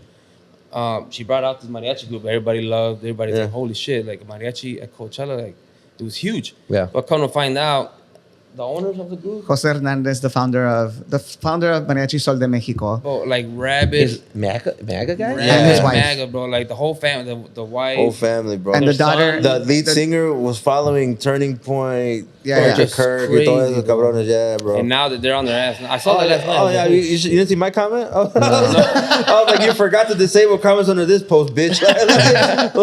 It'd be your own people sometimes. Literally, man. bro. And now they're trying. And actually, you know what? Never mind. Yeah. Nah, bro, hey, We'll bro. talk after. Like, yeah, you can we'll talk get after, to we'll do all talk. the dirty laundry. There's a lot of local here in Chicago that are also big. Yeah, bro, expose him, man. Yeah. Expose him, man. Fuck that, bro. We'll have to do a separate podcast just burning everybody. All right, man. Ruben, what do you got coming up, man? I saw a bunch of shows that you posted on Instagram. What do you got coming up? What are you trying to promote right now? So, how soon is this episode gonna come out? Oh, shit. He's got a big show. You have a big Well, right? yeah, but if it drops afterwards, it can... But still, we'll do it. We'll clip it. Okay, cool. Yeah, what do you got? So the biggest one that I want everyone to know about is I am the first Mexican comedian that the City Winery Chicago is going to have this year, and we're doing a big show on Cinco de Mayo. This venue That's Mexican Independence Day, right? No, no. I always get asked that question. I'm like, Yeah, wait, the day we no. liberated from France. Yeah, no, I love how we all leaned in. no, to it's the- funny, bro. We're like, oh yeah, You're like, David, it's not. It's not like, I know, I got it. No, it's funny, bro, because you know what's hilarious about the Cinco de Mayo concept, right? Because Cinco de Mayo, you know, yeah, okay, Puebla, one, cool. No one talks about what happened 2 days later, right? Cuando regresaron. Yeah. And then they fucked over for years, right? But like, Yeah. nah. So we're having a big show at the City Winery, man. Cinco de Mayo bash, comedy bash. I'm bringing a lot of the people that I talked about, Oscar, Jesse, and Bryant. They'll be there. Yes, I think it's a good, like, almost, if you go, bro, I know you got to go to Dubai and stuff like that, bro. I know you're busy. Yes, pero if you could go, it'd be a good representation for you to see, like, what we're going to bring. Oh, You know what I'm 100%, saying? dude. Where can people So, find tickets? citywinery.com, or if you go to the link in my bio, you can go to my link in my bio. So I'll do a shorter promotion, right? So, Cinco de Mayo, we're going to be performing at the City Winery Chicago. I'm the first performer, Mexican performer this year. And so I really want to pack this out with people from Melrose Park también. Come through. Yes. Chicago. But Pilsen? Pilsen right there. Yeah, Our token Pilsen guy. Lakeview. Lakeview. Boys Town, pull up. But I need y'all to pull up, man. And tickets aren't expensive. And you can literally reserve your seat. So I know me Mexicanos, bro. I mean, I know you're probably fashionably late sometimes too, bro. But you can literally pick where you want to sit. So it's a big venue. If you want, the front row is already gone. Surprisingly, normally it fills from the back to the front. It's actually filling from the front to the back, which is badass, awesome. man. So and then if you're in the front, I might talk to you. So I mean, there's a benefit to that. No, So- that's badass, Ruben. We're gonna definitely. I'm gonna try to make it. It's a Tuesday night. Cinco de Mayo lands on a Taco Tuesday, so we're definitely ready at the Comales Moros Park, Comales Elgin after the show. I want to thank Ruben for coming on today. I want to get final thoughts from you first, Jose Alfredo. I know that you showed up a little bit late. I fucked up on the time a little bit, but I definitely wanted you to check this out because I think in the comedic space, in the art space, in the performance space, I wanted you to come and check out what we're doing here on Salucita too. Any thoughts about today in this podcast? No, I mean, I had a lot of fun. Learned a lot about ego checking. I'm going to have to think about that later. Check your own ego. Hey, Checking bro, my own as ego. long as you big dog, bro, I feel like you can have a little ego, but like if you're in a team concept, I think it's like, you know? No, Yeah. for sure. And I think it's funny because a lot of, depending on, it doesn't matter if it's a business, if it's comedy, if it's musicians, like we really do want good vibes. Like that's all we want. Like we just want to have a good time doing what we When you're love to building do. something, it's like you need that good energy around because like there's so many lows that can hit when you're building something that if you don't have people that are picking you up, you're not going to get to where you want to be, you know? So I think that's a good point. Yeah. Jose Alfredo. And it's not easy. It's hard to get people to see the vision. Nobody's going to see it the way you see it. You know what I'm saying? Yeah. But whatever you can get that's close to that, people that maybe they have their own interests, which is fine, but at least they understand if Ruben makes it, we all make it. Yeah. You know what I'm saying? And that's what you need around you all the time. You know, people that believe in your vision to the point where like, I'm going to help him so that hopefully this pays off down the line. For sure. And like I said, it's a concept, right? Like like it ended up pushing my guy to do his hour, and like that's what I want, bro. Like just everyone developing their own platform, and they learn from me, bro, real quick. They're like, hey, bro, how you do it? The finally got asked the LLC, the S corp question, the 1099, all that stuff. I can't wait till I'm like, hey, bro, y'all do not have to do taxes yet. Yeah, y'all don't make enough. But like the day that you do taxes as an independent contractor, you're gonna hate your life. But I can at least tell you what's going on. You know, having being able to. I think I went through the trenches, so you know what I'm saying. My homies don't have to go through that shit. That's dope, dude. I mean, you're leading a pack of like performers. Gente que le echan ganas, bro. That's what I wrote. I wrote down like it's a grind. Like what you're doing is a grind, and it's difficult, and you're also not doing it just by yourself or for yourself. You're building a whole team behind it. I think the coolest part about this is like how I see myself with Gente Fina. How I see myself with like what we do here at Tequileria, like this Mexican American culture, like you're one of us. And that's why when I see your shit on TikTok and I see it on Instagram, you grew up like us. Yeah. Immigrant parents, grew up here with this duality of being Mexican, but also being American and getting the best of both of those worlds. Yeah. Where can people follow you? Ruben Ramirez everywhere, literally. Everywhere. Ruben Ramirez __. But if you put Ruben Ramirez, I'll come up real quick. You can also follow his podcast, the Con Todo Podcast. Thank God for that timing. That was not for long. Jose Alfredo, I tried to name this podcast Con Todo. Oh, no way. And that week I went online and looked for it, and it was his face, and I'm like, oh fuck. He's like, by 1 week. Yeah. Oh, dude, it was so got crazy. served. That's why you're here. By the way, we wanted a videotape to show that. Jose Alfredo, you're doing a podcast too with Yvette from Mariachi Sirenas. Where can people follow you? That's Stage Left, Right Vibes with Yvette and Jose Alfredo. And what about your band and you personally? That'll be at Madera 11. People got to check that. I mean, a lot of people have seen you perform already. You guys are super talented. They're fun. They're talented. They make people drink. I had them on our open studio. People loved it. Yeah, dude. How long are your guys' show? Our music show? Yeah. At longest, 3 hours, 2 hours is usually our general. You're like, how about 10 minutes? I was literally on that. Yeah, ever open for like I would say, would y'all do 15 minutes? But never mind, bro. We'll do 15 minutes. Don't worry. It takes them like 45 minutes to set up his dad to set up the mics and stuff. That would be really cool. Well, we've done like guest spots for like comedy shows. Yeah. And it's usually me like singing one song that I stretch into a 15-minute bit. Yeah. But it's been fun. We should try to set something up and give it that tequileria vibe and stuff. So we'll talk right now when we eat some comales. Yeah. We could follow Manny at Midwest Manny. Midwest Manny, Gente Fina, Midwest Cargo Equipment. What about you also have the Gente Fina Sports? Gente Fina Sport, subdivision of Gente Fina. Yeah. I think you'll need a basketball player. For all my athletic brothers. Yeah. If you need a basketball player right here, bro, let me know. Pull up. But you got to make a jersey 4X, bro. Yeah. Yeah, that's good. First, let's get the jersey. Then we'll get so I want to. You know what? I'm right now for all my big boys, big girls that have been hitting me up. I'm gonna start going up. I'm campaigning for you guys. Dude, you're championing it, man. I'm literally going to champion this movement. So I've been lobbying for this for a while. I just thought about this, bro. Okay, I'm just putting it out there.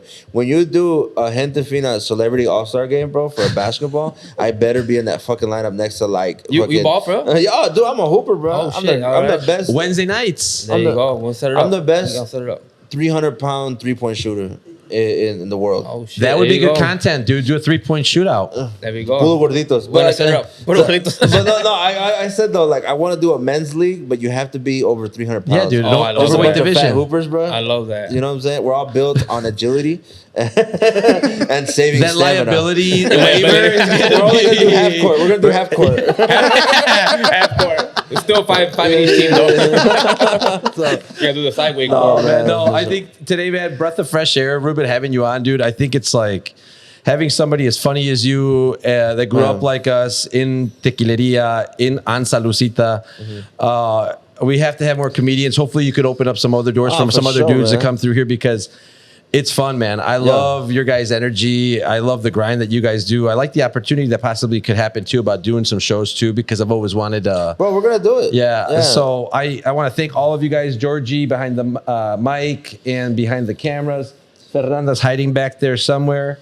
So So thank you, Fernanda, for setting everything up. Jose Alfredo for coming today. Hopefully you can help Thank us you. out a couple more times. Yeah, for sure. I'm My down. brother Eric's a jet setter now. He's in a relationship and he's Yeah, flying all travel. over and all that. But thank you to everyone who's been watching. The Angelica Gallegos one's going to drop in a couple of days. We're really excited for that. Then we got Vanguardia. Then our friend Ruben's going to be on.